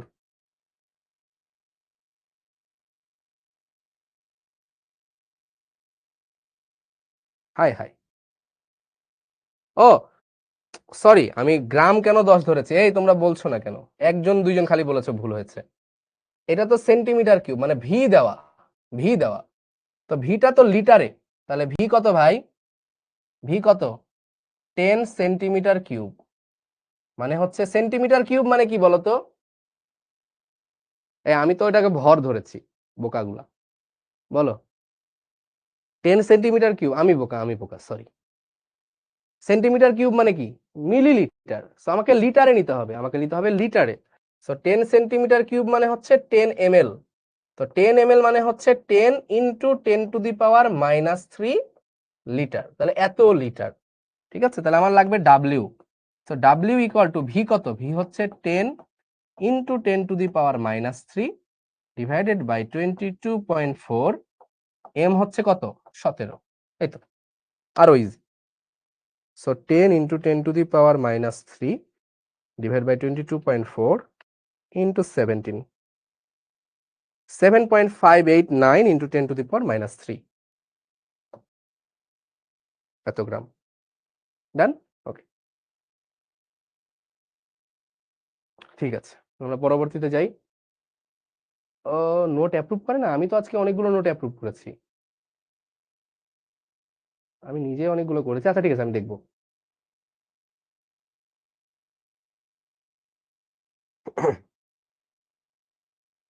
নিচের কোন গ্যাসটির ব্যাপন হার সর্বাধিক? জাতীয় কোশ্চিন, ক্লাস 9-10 এই ধরনের কোশ্চিন এখন চলে আসছে। কোন গ্যাসটির ব্যাপন হার সর্বাধিক? তাহলে যার আণবিক ভর কম, মানে ব্যাপন হার মানে হচ্ছে আর সমানুপাতিক √1/√m, আণবিক ভর দিয়ে বলবা। তো যার আণবিক ভর কম, এর আণবিক ভর হচ্ছে 16, এর হচ্ছে গিয়ে 17, এর হচ্ছে 44, 32, এর হচ্ছে 64। তো এটা হবে এর ব্যাপন হার সর্বাধিক। ঠিক আছে, যার আণবিক ভর কম তার ব্যাপন হার সর্বাধিক। আচ্ছা, এত এটিএম চাপে এত তাপমাত্রার একটি গ্যাসের আয়তন এত হলে উক্ত তাপমাত্রায় দ্বিগুণ চাপে গ্যাসটির আয়তন কত হবে? এটা কোন সূত্র পড়বে দেখি? কয়জন হৃদয়বান ব্যক্তি, কয়জন জ্ঞানী ব্যক্তি বলতে পারে এটা কোন সূত্রে পড়বে? কোন সূত্রে যদি মিলাইতে না পারো সমন্বয় সূত্র মেরে দিবা, কোন সূত্রে যদি না মিলাইতে পারো সমন্বয় সূত্র মারবা। বয়েল নাকি চার্লস নাকি পিভি ইকুয়াল টু এনআরটি, এভাবে ভাবতে যাবা না কিন্তু, মানে পিভি ইকুয়াল টু এনআরটি জিনিসটা ভিন্ন। সো বয়েল নাকি চার্লস নাকি গেলুসাক, এটা ভাবতে যাবা না। তুমি পিভি পিভি বাই টি মানে এটা মেরে দিবা, মানে পি1 ভি1 বাই টি1, পি2 ভি2 বাই টি2। এটা সব ক্ষেত্রে ভ্যালিড, বলেছিলাম না যে এটা সব ক্ষেত্রে ভ্যালিড। যদিও এখানে বোঝা যাচ্ছে যে তাপমাত্রা বলেছে 25°C এবং পরের ক্ষেত্রে বলেছে উক্ত তাপমাত্রায়, মানে তাপমাত্রাটা সেম। সো তাপমাত্রা যদি আমার সেম হয় তাহলে এটা কোন সূত্রে পড়ে? বয়েলের সূত্রে পড়ে।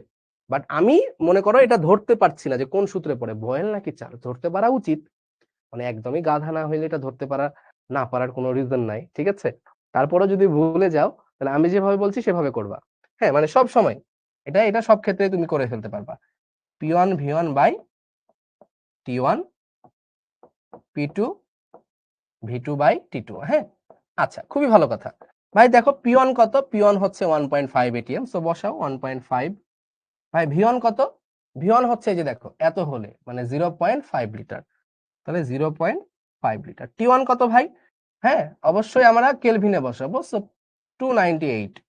ঠিক আছে, তুমি ভাবতে পারো যে ভাই কাটাকাটি হয়ে যাবে, কেন না? তুমি রিস্ক কেন নিবা? তুমি তো আর জানো না যে কাটাকাটি হবে কিনা, তাই না? নাও তো হইতে পারতো। আচ্ছা, তাহলে পি2 কত? পি2 বলেছে কি চাপ দ্বিগুণ চাপে, উক্ত তাপমাত্রায় দ্বিগুণ চাপে। তাহলে 1.5 এর দ্বিগুণ করলে পি2 কত হবে? পি2 হবে 3 এটিএম, তাই না? 3 এটিএম, তাহলে পি2 হচ্ছে 3। ভি2টাই বের করতে হবে, আর টি2টাও হচ্ছে একই তাপমাত্রায়, মানে উক্ত তাপমাত্রায়, মানে আমার 25°C, মানে 298 কেলভিনে। সো 298, সো 298 গন, এটা কাটলে থাকে হচ্ছে 2। তাহলে ভি2 ইকুয়াল টু কত হবে? ভি2 ইকুয়াল টু হবে 0.5 ডিভাইডেড বাই 2, সো 0.25।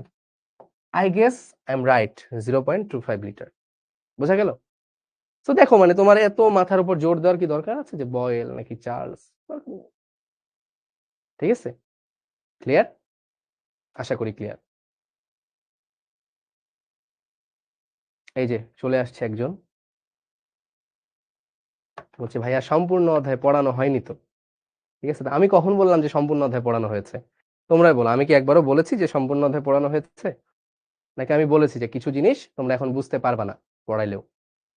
বলো, তোমরাই বলো। আমি কি বলেছি একবারও যে সম্পূর্ণ অধ্যায় পড়ানো হয়েছে? কি কি বাদ আছে আমি বলেছি না, বিওডি সিওডি বাদ আছে, তাই না? বেশ কিছু জিনিস বাদ আছে, আমি বলেছি।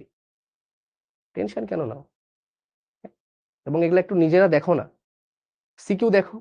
সিকিউ দেখে যদি বলো যে আটকে যাচ্ছি, দেন আমাকে বলো যে ভাই এই সিকিউটা আটকে যাচ্ছি ভাই, এটা আপনার থিওরির বাইরে, দেন আমাকে বলো, বলো তুমি, কোনো সমস্যা নাই আমার, আমি করাই দিব এটা। তুমি সিকিউএ একটা সিকিউএ আটকাবা না, ট্রুলি বলছি আমি, একটা সিকিউএ আটকাবা না, নেভার, হইতেই পারে না, ঠিক আছে? আচ্ছা, সো রেগুলার ক্লাস না করলে এগুলা কথা তো বলতেই হবে। আচ্ছা, এসএটিপি তে কোনো এটা করাবো না আর। এটা বলো, লিটার এটিএম এ আর এর মান কত? পড়িয়েছি, লিটার এটিএম এ আর এর মান কত?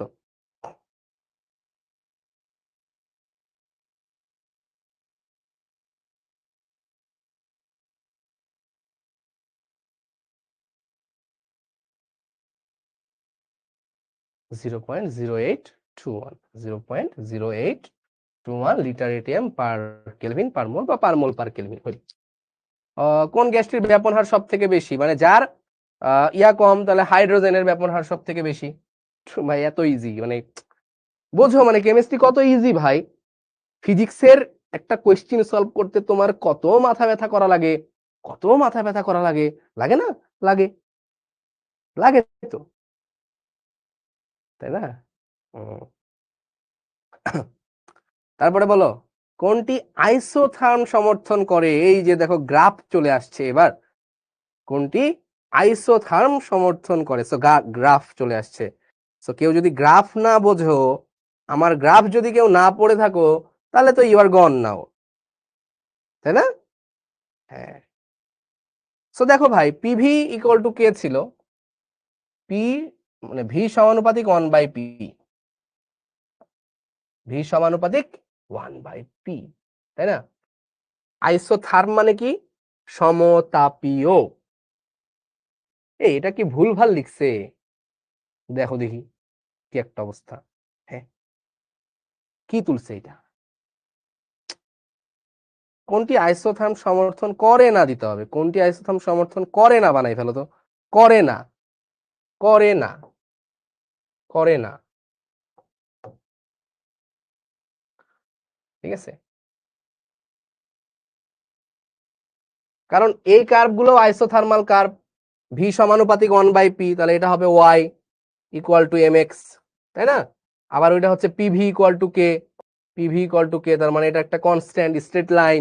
সো দিন শেষে এটাও ভি 1/p, ঠিক আছে? করে না, করে না হইলে এটা হবে আমার উত্তর। প্রশ্নটা ভুল। কোনটি সমর্থন করে না আইসোথার্ম?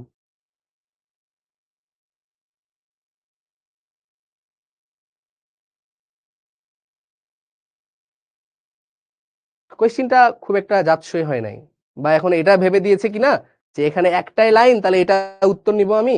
মানে ওদের মাথায় তো অনেক সময় উল্টাপাল্টা বুদ্ধি চলে, মানে কেমনে কেমনে করে নিউক্লিয়াসের মধ্যে ইলেকট্রন রে ফেলে দেয়, ঠিক আছে?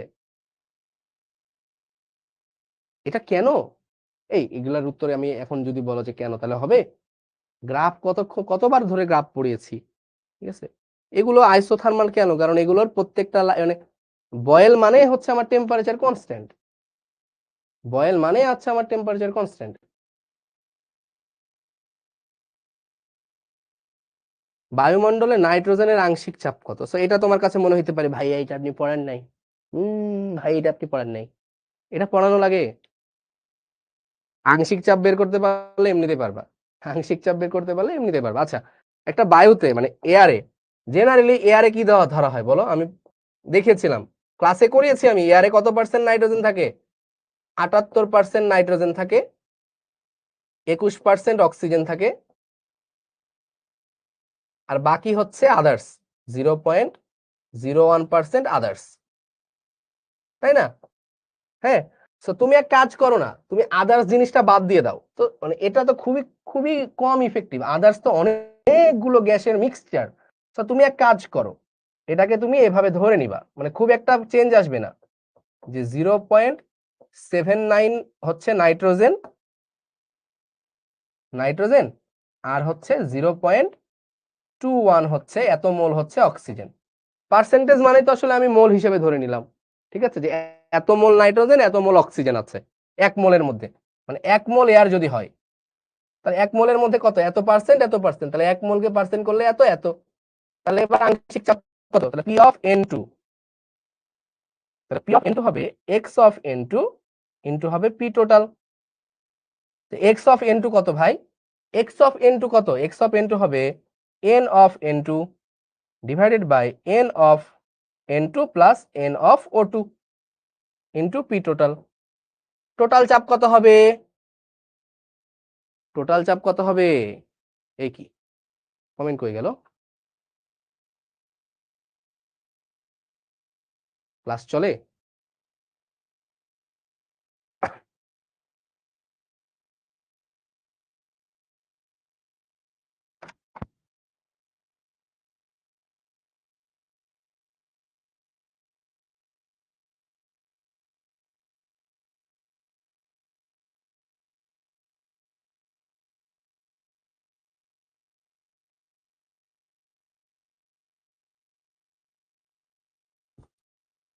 ওকে। তাহলে পি টোটাল হচ্ছে 1 atm বায়ুমণ্ডলীয় চাপ ভাই, বাতাসে কি থাকে, বায়ুমণ্ডলীয় চাপ থাকে। তো তোমার এখানে অনেক ডাটা হিডেন, তোমার কোনো ডাটা দেয়া যায় নাই, বলছে আংশিক চাপ বের করো, তো তুমি তো ভাবতে পারো যে হচ্ছে কি হইলো ভাই, তো সমস্যা, ঠিক আছে। তাহলে তোমার কি হবে বলো, এটা কত 0.79, তাই না, ডিভাইডেড বাই এটা কত হবে 0.79 প্লাস কত বলো, প্লাস কত 0.21 ইন্টু 1, তাহলে দিন শেষে এটাও 1 এটা 1 কাটাকাটি হয়ে যাবে, সো 0.79 থাকে। এভাবেও করতে পারো, আবার তুমি চাইলে 78% ধরে করলে 0.78 আসবে, সো বুঝতে পারছো, মানে এটাই উত্তর, ওই 0.78 0.79, টুকিটাকি কম বেশি। সো রিটেনে দিলে তুমি এভাবে করতে পারো, কোনো সমস্যা নাই, কোনো সমস্যা নাই। বাট ওইভাবে করতে দিলে অক্সিজেনেরটা বের করতে যে একটু সমস্যা হয়ে যেতে পারে, ঠিক আছে, যাই হোক প্যারা নাই, চিল। ওকে, পরবর্তীটাতে গেলাম, কোন দয়ের ব্যাপন হার সমান, যাদের আণবিক ভর সমান, 12 × 24 আর 4 × 28, নাইট্রোজেন 28, এটা এদের ব্যাপন হার সমান, বাচ্চাকালের কোশ্চেন, বাচ্চাকালের কোশ্চেন, ঠিক আছে না। হ্যাঁ, এ পি টোটাল অন হইলো কিভাবে ভাই, বাতাসে কি আছে, নাইট্রোজেন, বাতাসে আছে কি অক্সিজেন, বাতাসের চাপ কত, বাতাসের চাপ বায়ুমণ্ডলীয় চাপ হচ্ছে 1 atm, গাধা বলদ গান্ডু।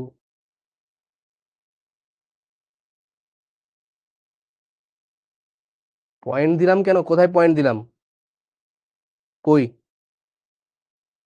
কি যে বলো তোমরা, ঠিক আছে, এ এ এ কি, আচ্ছা, লেখচিত্রে কোন গ্যাসের সূত্রকে সমর্থন করে, এদিকে হচ্ছে আয়তন, এদিকে হচ্ছে টেম্পারেচার, তাহলে আয়তন ভার্সেস টেম্পারেচার কার সূত্র ভাই, চার্লসের সূত্র। গ্রাফ বের করে দেখো, অনেকগুলো গ্রাফ করানো আছে, তারপরে যদি গ্রাফ না পারো, ঠিক আছে, তারপরে যদি গ্রাফ না পারো তাহলে সমস্যা।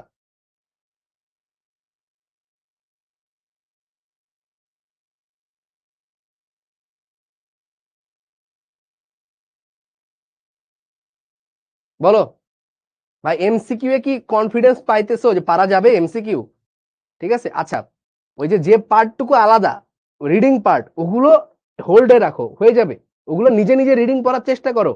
এখন ভাই আমি তোমাকে জলোচ্ছ্বাস কি পড়াই দিব, হ্যাঁ, যে বাতাস এমনি এসে, ঠিক আছে, এইদিকে চাপ কম এমনি চাপ বেশি, বাতাস এসে জলোচ্ছ্বাস তৈরি করে, এটা রিডিং পড়তে পারো না, গল্পের বই পড়ো যেমনি অমনি রিডিং পড়তে পারো না, পড়ো, এটা রিডিং পড়ো।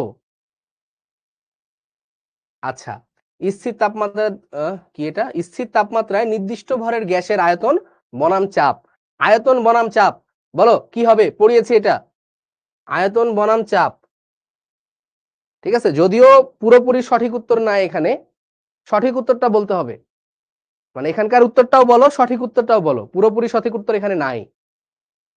হ্যাঁ, মাসুমা সঠিক উত্তর দিয়েছো, আরে অনেকে দিচ্ছ, হ্যাঁ এই যে ধ্রুব দিয়েছো মেবি, মানে বুঝতেছি না, আর অনেকের উত্তর আস্তে আস্তে, কে পরাবৃত্তাকার কে বলতেছে, ধ্রুব মাইট দিব, গাধা কোথাকার, পরাবৃত্ত কেমনে হয়, পরাবৃত্ত কোন জন্মে পড়াইছি, পরাবৃত্ত আয়তাকার অধিবৃত্ত পড়াইছি, আয়তাকার অধিবৃত্ত, হ্যাঁ ভি ভার্সেস পি, তাই না? সো পি চেঞ্জ করব, ভি কম বেশি হবে, সো এই V versus P which is rectangular hyperbola, আয়তাকার অধিবৃত্ত। বাট এখানে তো আয়তাকার অধিবৃত্ত কথাটা নাই, সো আমরা অধিবৃত্তাকার দিব, ঠিক আছে? আয়তাকার অধিবৃত্ত, আয়তাকার অধিবৃত্ত। বাট এখানে বলেছে তোমার হচ্ছে অধিবৃত্তাকার, সো আমরা এটাই দিব, আসলে আয়তাকার কথা তো নাই। এবং আমি সবগুলো চিত্র এঁকে দিয়েছিলাম না, যে কোন মানে অধিবৃত্ত কিরকম হয়, বৃত্ত কিরকম হয়, উপবৃত্ত মানে পরাবৃত্ত কিরকম হয়, ঠিক আছে? দিয়েছিলাম না, এঁকে দিয়েছিলাম। আচ্ছা, গ্রিন হাউস গ্যাসের মধ্যে, সো এই যে এগুলো আমরা পড়বো, হ্যাঁ এগুলো আমরা সিকিউ এর দিনে আমরা অল্প করে আলোচনা করব, এটা নিয়ে কোনো টেনশন নিও না। গ্রিন হাউস নিয়ে কথা বলবো আমরা। স্টপ কর্ক খুলে দিলে মিশ্রণের মোট চাপ কত হবে? ভাই দুনিয়ার সব থেকে সহজ ম্যাথ, যেটা সিকিউ দিবে, এটা এমসিকিউ দিবে, সিকিউ দিবে, তোমার কলেজের পরীক্ষাতেও এই ম্যাথ দিবে, ঠিক আছে? লিখে নাও, লিখে নাও, কলেজের পরীক্ষাতে এই ম্যাথ দিবেই দিবে, আমি বলছিলাম না এখানে দিবে। তাহলে 0 পয়েন্ট, এই যে কি বলেছে, মোট চাপ, তাহলে P, P on V on, P equal কি হবে ভাই, P A V A plus হবে PB VB divided by V A plus VB, তাই না? তাহলে ভাই 760 গুণ 500, 760 গুণ 500, এটা 4টা কেসের ম্যাথ করানো আছে। কয়টা কেস বলো তো ভাই, কয়টা কেসের ম্যাথ করানো আছে এখানে? খাতাটা বের করে একটু দেখো যে আসলে তান্ত্রিক সাহেব কয়টা করিয়েছে ম্যাথ, নাকি চাপাবাজি করছে? 4টা কেসের ম্যাথ করাননি উনি, চাপাবাজি করছে না আমাদের সামনে নাকি?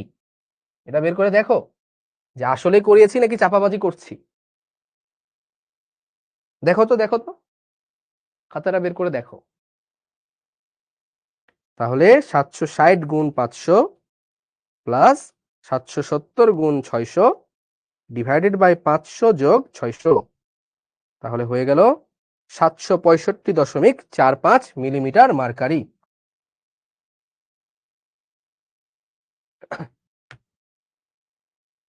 তো আমি জানি না অন্য সাবজেক্টের এমসিকিউ করতে তোমাদের এত ইজি ফিল হয় কিনা, ঠিক আছে? বাট আমি তোমাকে এতটুকু গ্যারেন্টি দিচ্ছি, আমি যে চ্যাপ্টার নিব, আমি যে চ্যাপ্টার পড়াবো, ওই চ্যাপ্টার আমার কথা অনুযায়ী যদি ফলো করো, ঠিক আছে, আমার কথা অনুযায়ী যদি চলো, ক্লাসের মধ্যে যদি হাঙ্কি পাঙ্কি না করো, হ্যাঁ যে ভাই আসতে মানে ভাই দ্রুত শেষ করেন, ভাই 10 ক্লাসে পড়তে চাই না ভাই, এক ক্লাসে শেষ করে দেন সব ভাই, ঠিক আছে, এরকম হাঙ্কি পাঙ্কি করলে এক ক্লাসে শেষ করে দে, আমরা তো অ্যাডমিশনে এক ক্লাসেই পড়াই, ঠিক আছে? তো ওই হাঙ্কি পাঙ্কি করলে তোমরা কিন্তু দিন শেষে বাধা পড়বা। সো আই গেস তোমাদের কাছে ইজি লাগার কথা এখন, যে জিনিসগুলো আসলে এরকমই ইজি, এবং সবই এরকম ইজি। কেমিস্ট্রি পুরোটা এরকম ইজি, কেমিস্ট্রি মোটেও কঠিন না, 100-তে 100 তোলা যাবে চাইলে। ওকে,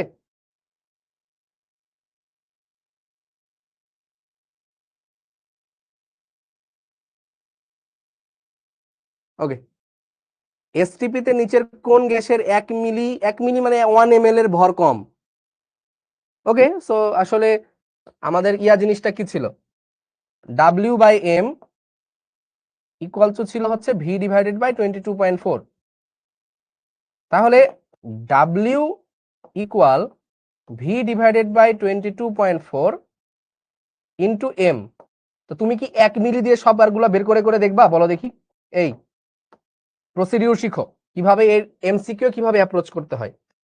এখন তুমি কি সব গ্যাসের জন্য 1 মিলিলিটার বসাবা এখানে, মানে মানে 1 মিলিলিটারকে লিটারে করে বসাবা, তারপরে সবগুলোর জন্য আলাদা আলাদা এম দিয়ে দিয়ে দিয়ে দিয়ে বের করে দেখবা? না, আমরা কি করব, এটা আমার কনস্ট্যান্ট বলে দিয়েছে 1 মিলিলিটার, তাহলে এটা আমার গণ, এটাও কনস্ট্যান্ট, এটা গণ, তাহলে ডাব্লিউ প্রপোর্শনাল টু হচ্ছে এম, আণবিক ভরের সমানুপাতিক, আণবিক ভর যার কম তার কি ভরও কম, তাহলে আণবিক ভর কার কম এখানে? নাইট্রোজেনের 28, নাইট্রোজেন, তাহলে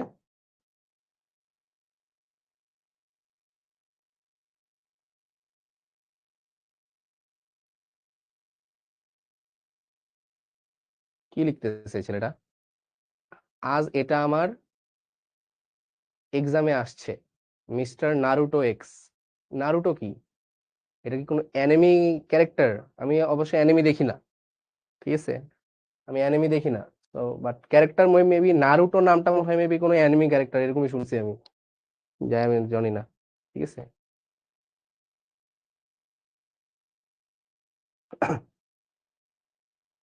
তানহা বলছো বুঝি নাই। আচ্ছা তানহা দেখো, W by M equal to V divide by 22.4। ঠিক আছে, W by M equal to V divided by 22.4, এটা তো তোমরা জানোই। ঠিক আছে, এখন দেখো ভি বলে দিয়েছে তোমার 1 মিলিলিটার। এখন বলছে যে নিচের কোন গ্যাসটার 1 মিলিলিটারের ভর সব থেকে কম, তাই না? তো এখন দেখো ভি তো 1 মিলিলিটার, তাহলে V divide by 22.4 into M. এখন তুমি আলাদা আলাদা করে বের করতে পারতা যে W equal V divided by 22.4 into M. তো ভি এর মান তুমি বসাবা, এটার আণবিক ভর বসাবা এম। এভাবে তুমি চারটার জন্য আলাদা আলাদা করে ডাব্লিউ বের করতে পারতা, বাট তোমার তো দরকার নাই। কারণ কি? কারণ তোমার ভিটা হচ্ছে কনস্ট্যান্ট, সবগুলোর জন্যই হচ্ছে 1 মিলিলিটার, আর এটা তো একটা কনস্ট্যান্ট নাম্বার। তাহলে দুইটা কনস্ট্যান্ট নাম্বার বাদ, তাহলে ডাব্লিউ সমানুপাতিক কি হচ্ছে এম। মানে যার আণবিক ভর বেশি তার ডাব্লিউ বেশি, যার আণবিক ভর কম তার ডাব্লিউ এর মানও কম। তাহলে এর আণবিক ভর মান সব থেকে কম, তাহলে এর ভরও সব থেকে কম। বোঝা গেল তানহা? চলো, এই এটা কি, ও এটা বলা হয় নাই ক্লাসের মধ্যে, বাট তোমার এটা পারার কথা। যে বলো দেখি, এটা এটা তোমার কমন সেন্স থেকে বলো। মনে করো এটা শিশির ভাই পড়াই নাই, শিশির ভাই এই জিনিসটা পড়াইছে, শিশির ভাই এই সমীকরণটা পড়িয়েছে, এবং এখানে যে এটা একটা ঢাল হয় ভি নট ডিভাইড বাই 22.4, এটাও শিশির ভাই বলেছে, বাট এই জিনিসটার এইরকম কোনো নাম পড়াই নাই। বাট তুমি কমন সেন্স থেকে বলো তো কি হইতে পারে, এটা কি হইতে পারে? এটা হচ্ছে আয়তন প্রসারাঙ্ক, বুঝাই যাচ্ছে ভাই, আয়তন প্রসারাঙ্ক। এই সি কেন, পরম আয়তন নামে কি পরম আয়তন কি রে ভাই, কি বলো এগুলা? আয়তন প্রসারাঙ্ক, ওই যে টি ডিগ্রি বাড়ালে 1 ডিগ্রির জন্য, ওই যে মনে আছে না, 1 ডিগ্রির জন্য ভি নট ডিভাইডেড বাই 273 পরিমাণ বৃদ্ধি পায়। বের করে দেখো, বের করো বের করো, খাতায় খাতায় খাতায়। 1 ডিগ্রির জন্য ভি নট ডিভাইডেড বাই 273 পরিমাণ বৃদ্ধি পায়। তাহলে এটা কি? প্রসারাঙ্ক বোঝাচ্ছে কতটুকু প্রসারিত হচ্ছে। নকিব বলছো বিরতি দিন, না না বিরতি দিব না, শেষ করে দিব শেষ করে দিব। আর কয়টা আছে? কয়েকটা আছে আর মাত্র, আয় হায় এই আর কয়েকটা, 2-3টা, আর 2-3টা। লাস্ট থেকে শুরু করি চলো। স্থির উষ্ণতায় গ্যাসের চাপ বাড়ালে ঘনত্বের মান কি হয়? চাপ বাড়াচ্ছ, চাপ বাড়াচ্ছ, আয়তন কমছে ভাই। চাপ বাড়াচ্ছ, আয়তন কমছে, আয়তন কমলে ঘনত্ব বাড়ে। আয়তন কমলে ঘনত্ব বাড়ে, চাপ বাড়লে আয়তন কমে ঘনত্ব বাড়ে। চাপ বাড়ালে আয়তন কমে, ঘনত্ব বাড়ে। ঠিক আছে, যদি টি আমার কনস্ট্যান্ট থাকে। Clear? Sorry sorry sorry, no no thank you, no thank you. আমরা সামনে থেকে মানে পিছন থেকে সামনে আসতেছি। ঠিক আছে, চলো। 4 গ্রাম হাইড্রোজেন গ্যাসের জন্য আদর্শ গ্যাসের সমীকরণ এই আসবে। এই দ্রুত আদর্শ গ্যাস দিছে কেন? এটা তো বাচ্চা লেভেলের কোশ্চিন। আচ্ছা, আদর্শ গ্যাসটা আগে পড়ি, তারপরে বাস্তব গ্যাসে যাচ্ছি। 4 গ্রাম হাইড্রোজেন গ্যাসের জন্য আদর্শ গ্যাসের সমীকরণ। আদর্শ গ্যাসের আইডিয়াল গ্যাস আইজি। ঠিক আছে, আইজি কি ভাই? পিভি ইকুয়াল টু হচ্ছে এন আর টি, তাই কিনা? পিভি ইকুয়াল টু এন আর টি। তাহলে বলো ভাই 4 গ্রামের জন্য মোল সংখ্যা কত? তো এন ইকুয়াল টু হচ্ছে ডাব্লিউ বাই এম। তাহলে ডাব্লিউ হচ্ছে কত? 4, আর হাইড্রোজেন মানে তো ভাই H2, তাহলে H2 এর জন্য হচ্ছে 2, তাহলে 4/2 হচ্ছে 2, তাহলে মোল সংখ্যা হচ্ছে 2। তাহলে PV equal to 2RT, 2RT। So এটা হচ্ছে আমার আইডিয়াল গ্যাসের জন্য। ঠিক আছে, তো এটা তো বাচ্চা কোশ্চিন, বাচ্চা। এটা আমার ছোট ভাইও পারবে, তোমার ছোট ভাইও পারবে, তোমার ছোট ভাইয়ের এটা শিখাই দিলে তোমার ছোট ভাইও পারবে। বাট এই কোশ্চিনটা যে মানে কেমিস্ট্রি কে পারে, ঠিক আছে, আসল পুরুষ কে, ঠিক আছে, আসল নারী কে, এটা কেমনে বোঝা যাবে? এটা তখনই বোঝা যাবে যখন এটাকে যখন কি দিবে, বাস্তব গ্যাসের জন্য লিখতে দিবে। সো দেখো 4 গ্রাম হাইড্রোজেনের জন্য বাস্তব গ্যাসের সমীকরণ, বাস্তব গ্যাসের সমীকরণ। তো বাস্তব গ্যাসের সমীকরণ কি? রিয়াল গ্যাস আরজি, তাই না? আরজি কত? P plus A N square by V square, V minus N B equal হচ্ছে nRT। তাহলে P প্লাস A, n এর মান কত 2, তাহলে 2 square by V square, V minus n এর মান কত 2, 2B ইকুয়াল টু হচ্ছে 2RT। তাহলে আমার কি থাকছে দিন শেষে P plus 4A divided by V square, V minus 2B equal to 2RT। তো বাস্তব গ্যাস বললে আমার এটা হবে। ঠিক আছে, ঠিক আছে, এটা কিন্তু তোমার ছোট ভাই তোমার পারবে না, এটা তোমার বড় ভাইও পারবে না, এটা শুধু তুমি পারবা, বুঝছো? সো ঠিক আছে, যদি কখনো আসল পুরুষ আর আসল নারী টেস্ট করতে হয় তাহলে তোমাকে এই ম্যাথ করতে পারতে হবে। এটা দিয়ে হবে না, আদর্শ গ্যাস দিয়ে হবে না, বাস্তব গ্যাস যে পারে সে পারবে, বুঝছো? হ্যাঁ, ফারহানা বলতেছে সেমই তো, কি সেম? মানে এন এর মান তো 2 তো 2 হবে, বাট এখানে তো বসাইতে পারতে হবে বাবা। অনেকে কনফিউশনে পড়ে যাবে, এ কি হবে, বি কি হবে, ভাই তো বলে নাই, তাহলে মনে পারবো না। ঠিক আছে, আচ্ছা, নিচের কোনটি সঠিক, কি সঠিক? ও মানে গ্রাফ কোনটা সঠিক? এই যে দেখো দেখো দেখো দেখো দেখো, এখানে গাধা বলেছে T°C, এটা ভি। আমি পড়িয়েছিলাম যদি ডিগ্রি সেলসিয়াস থাকে তাহলে গ্রাফটা যায় এভাবে, মনে আছে? এইখানে যে -273 যে আয়তনটা 0 হয়, তাহলে এটা ভুল, এটা ভুল, ফার্স্ট হ্যান্ডে ভুল, ফার্স্ট হ্যান্ডে ভুল। ভি আর টি যদি কেলভিন হয়, মনে আছে কি পড়িয়েছিলাম? এদিকে টি, টি হচ্ছে বড় হাতের হলে কেলভিন, গ্রাফগুলো বের করো না, আর এদিকে ভি তখন যাবে মূল বিন্দুগামী, মূল বিন্দুগামী। সো আমার এটাও ভুল। V versus P, V versus P হয় এরকম, এরকম হয়, এটাও ভুল, তাহলে আমার এটাই সত্য হবে, আর কোনো কথা নাই। হ্যাঁ, ভি সমানুপাতিক 1/p, তাহলে V equal to K into 1/p। তাহলে এটা আমার ওয়াই, এটা আমার এম, এটা আমার এক্স, মূল বিন্দুগামী সরল রেখা, V divided by V versus 1/p। So this is my right answer. বৃক্ষ তোমার নাম কি, ফলে পরিচয়। ঠিক আছে, মানে আসলে ঠিক আছে যে আগে আগে জাজ করা যাবে না কোনটা কিরকম। ঠিক আছে, এই যে পড়াইলাম, পড়ানোর পরে এই যে সব পারতেছো না, পারতেছো। ঠিক আছে, এইটুকু তোমাকে দেখাই, আমার নিজেরও এটা দেখাইতে হইতো আমার, আমি পড়াইতেছি, তোমাকে পারতে হবে। কে পড়াইছে? তান্ত্রিক পড়াইছে, শিশির ভাই পড়াইছে, পারতে হবে। ঠিক আছে, এটা তোমার মধ্যে জেদ না থাকলেও এই জেদটা আমার মধ্যে আছে, যে আমি যখন একটা জিনিস পড়াবো তখন এটা তোমাকে পারতে হবে। ভাইয়া T1/T2 ইকুয়াল টু √M2/M1, এই সূত্রটা বইয়ে আছে, আমি বুঝি নাই, আমার ক্লাসে করানো আছে, তুমি দেখো, ওটা বলেছি যে কখন ওই সূত্রটা আসে।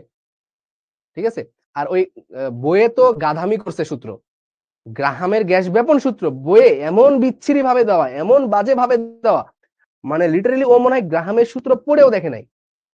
মানে গ্রাহামের সূত্রটা কি, গ্রাহামের ফর্মুলা জিনিসটা কিভাবে আসে, কি মিন করতে চাইছে, doesn't know that, I don't know কিভাবে করছে। তুমি আমার মতো করে করে যদি ম্যাথ না মিলে দেন আমাকে বইলো।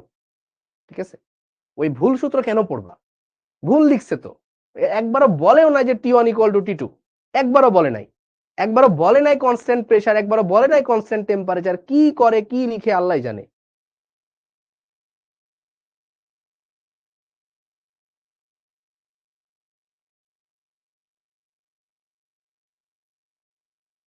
খুব সুন্দর একটা কোশ্চিন, খুব সুন্দর একটা কোশ্চিন, খুব সুন্দর একটা কোশ্চিন। এত মোল একটি গ্যাস এত এটিএম চাপে এত লিটার আয়তনের পাত্রে আছে, কত তাপমাত্রায় গ্যাসটি আদর্শ আচরণ করবে? সো দেখো, আদর্শ আচরণ করবে কিনা সেটা ডিপেন্ড করে কার উপরে, দেখি কে পারো। কথাগুলো বলেছি, বাট তোমরা তো মাথায় নিবা না, তোমরা তো কানে নিবা না, এই কান দিয়ে শুনবা, এই কান দিয়ে বের করবা। আদর্শ আচরণ করবে কিনা এটা কার উপর ডিপেন্ড করবে, কোন ফ্যাক্টরের উপর? একটা ফ্যাক্টর পড়ানো হয়েছে, এই ফ্যাক্টরের উপরে ডিপেন্ড করে যে আদর্শ Z factor, compressibility factor Z, বিচ্যুতি যেটা, আমার বিচ্যুতি মিন করে যেটা জেড এর উপরে। কেন তোমরা এত ভুলে যাও কেন এইভাবে? একজন বলছো টেম্পারেচার, একজন বলছো প্রেশার। আমি বলছি যে আদর্শ হবে কিনা সেটা তুমি কোন ফ্যাক্টর। আরে বাবা, প্রেশার বেশি হইলে যে আদর্শ, তুমি কত প্রেশার বেশি বলবা? কত প্রেশার তুমি কি জানো? জানো না। কত টেম্পারেচার তুমি কি জানো? জানো না। কি জানো? জেড এর মান 1 হইলে এটা হচ্ছে আমার আদর্শ গ্যাস, এটা তুমি জানো। যে জেড যদি 1 হয় তাহলে আদর্শ গ্যাস, এটা তুমি জানো। কত প্রেশার হইলে আদর্শ হবে, কত টেম্পারেচার হইলে আদর্শ হবে, এটা তুমি জানো না। এটা গ্যাসের উপরে ডিপেন্ড করবে, এটা প্রেশার হইলে টেম্পারেচার আলাদা হবে, এটা ডিপেন্ড করবে এটাকে। ঠিক আছে, বাট ইউ নো দ্যাট আদর্শ মানে হচ্ছে Z equal to 1। So Z equal 1 equal PV divided by NRT. Z মানে কি? পিভি ইকুয়াল টু এনআরটি না? পিভি ইকুয়াল টু এনআরটি কিনা? Obviously PV equal to nRT.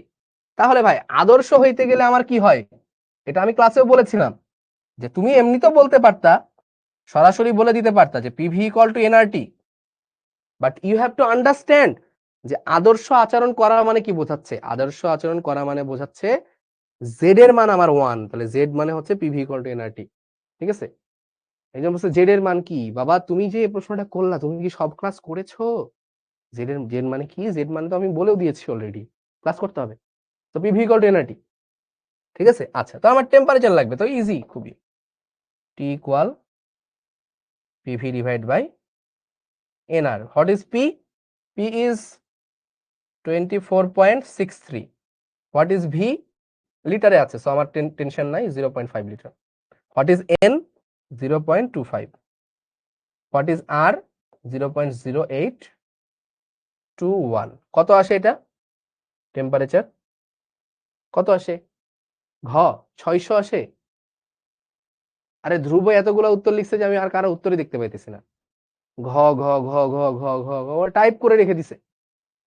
আচ্ছা, বাকিরাও ঘ বলতেছে, তো আমি ধরে নিচ্ছি 600 কেলভিন। এই ধ্রুবরে একদিন মাইর দিতে হবে, ওর উপরে জিন পাঠাইতে হবে। ও বারবার এক এক উত্তর তো 100 বার করে দেয়।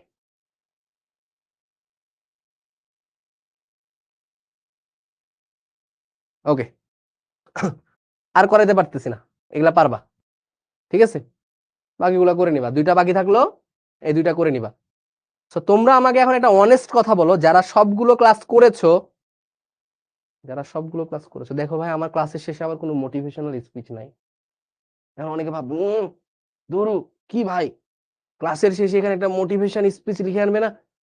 হ্যাঁ, if you work hard you will success in life. Work hard করলে লাইফে সাকসেস হওয়া যাবে। ওয়ার্ক হার্ড করলে লাইফে সাকসেস হওয়া যাবে। নট নেসেসারি, নট মানে এটা তোমার কেউ বলে নাই যে তুমি ওয়ার্ক হার্ড করলে তুমি সাকসেস হবে, এই কথা কেউ বলে নাই তুমি ওয়ার্ক হার্ড করলে তুমি সাকসেসফুল হবে। কে বলছে তোমার ওয়ার্ক হার্ড করলে তুমি সাকসেসফুল হবে? You have to work hard, you have to work smartly, you have to work technically. হ্যাঁ, you have to handle all others thing technically. So তোমাকে আসলে টেকনিক্যালি সাউন্ড হইতে হবে, মানে বোকার খাটনি খেটে গেলে হবে না খালি। ঠিক আছে, সো এটা নিজের লাইফ নিজের মতো করে বোঝো, নিজেকে চেনো, নিজেকে খোঁজো। তুমি কি পারো, তুমি কি পারো না, কোথায় তোমার উইকনেস, কোথায় তোমার স্ট্রং জোন, এটা তোমার থেকে ভালো কেউ জানে না। I know my weak point, I know my strong zone. আমি যদি কোনো মোটিভেশন দিই, আমার আমার রেসপেক্টে দেওয়া। ঠিক আছে,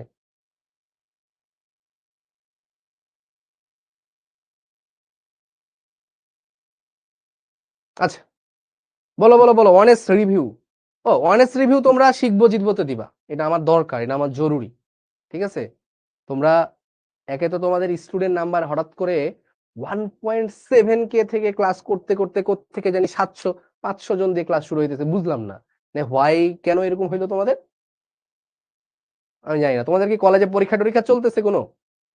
কেবল তো কলেজ শুরু হইলো মেবি। এখন বলতেছে ভাই আপনার চুলগুলা সুন্দর, আমার চুল সুন্দর না ভাই। মানে কেন ভাই, আমি চাইলাম অনেস্ট রিভিউ ক্লাসের, ও অনেস্ট রিভিউ দিতেছে আমার, যে ভাই আপনার চুল সুন্দর। আরে ক্লাসের অনেস্ট রিভিউ দাও ভাই, ক্লাসের অনেস্ট রিভিউ দাও। ঠিক আছে, সো শিখবো জিতবোতে অবশ্যই অবশ্যই ক্লাসের অনেস্ট একটা রিভিউ দিও, যে not only this class, through out the journey তুমি নতুন কিছু শিখেছো কিনা, থ্রু আউট দ্য জার্নি তুমি নতুন কিছু পেয়েছো কিনা, তুমি সিকিউ করতে যে পারছো কিনা, তুমি এমসিকিউ করতে যে পারছো কিনা। তোমার মধ্যে কেমিস্ট্রি নিয়ে যে আগে একটা ভয় ছিল, কেমিস্ট্রি মানে প্র্যাকটিক্যাল জিনিস না, কেমিস্ট্রিতে মানে কি বলা যায় যে এক্সেপশন বেশি, কেমিস্ট্রিতে অনেক ঝামেলা, সো এই জিনিসগুলো তুমি কাটায় উঠতে পারছো কিনা, এরকম একটা আমার মানে জানা দরকার যে আমার কতজন স্টুডেন্টরা পারতেছে। যতজন আছো আমি চাই প্রত্যেকে নিজের কথাগুলো বলো। সো তোমরা কথা বললে আমরা নিজেরা নিজেদের মানে আমি চাই আমি নিজেকে ইমপ্রুভমেন্ট করতে, তুমি না নিজেকে না নিজে ইমপ্রুভমেন্ট করো, বাট হ্যাঁ I want to improve myself. হ্যাঁ, সো তোমার ব্যাচে আমি যে ক্লাস ডেলিভার করলাম, আমি নিশ্চয়ই পরের ব্যাচে এই সেম এনার্জির ক্লাস ডেলিভার করব না, আমি তার থেকে আরো বেশি এনার্জির ক্লাস ডেলিভার করব। ঠিক আছে? তো ঠিক আছে, সো এটা জানাই দিও। সবাই ভালো থাকো, সুস্থ থাকো, আর বেশি বেশি প্র্যাকটিস করতে থাকো। মানে আসলে প্র্যাকটিসের কোনো বিকল্প নাই। Theory limited, but practice is কি বলো, ইনফাইনাইট। প্র্যাকটিস প্রবলেম কিন্তু ইনফাইনাইট। সো প্র্যাকটিস করেই যেতে হবে সব সময়। খাতাটা সুন্দর করে যত্ন করে রাখবা, খাতাটা হারাবা না। এই খাতা তোমার ভার্সিটি লেভেলেও কাজে লাগবে, যখন তুমি ভার্সিটিতে যাবা। ঠিক আছে, ভার্সিটিতে কাজে লাগবে, যদি কেউ ইঞ্জিনিয়ারিং সাইডে যাও। ঠিক আছে, তখনও কাজে লাগবে। তো ঠিক আছে, সবাই ভালো থাকো, সুস্থ থাকো। আসসালামু আলাইকুম সবাইকে।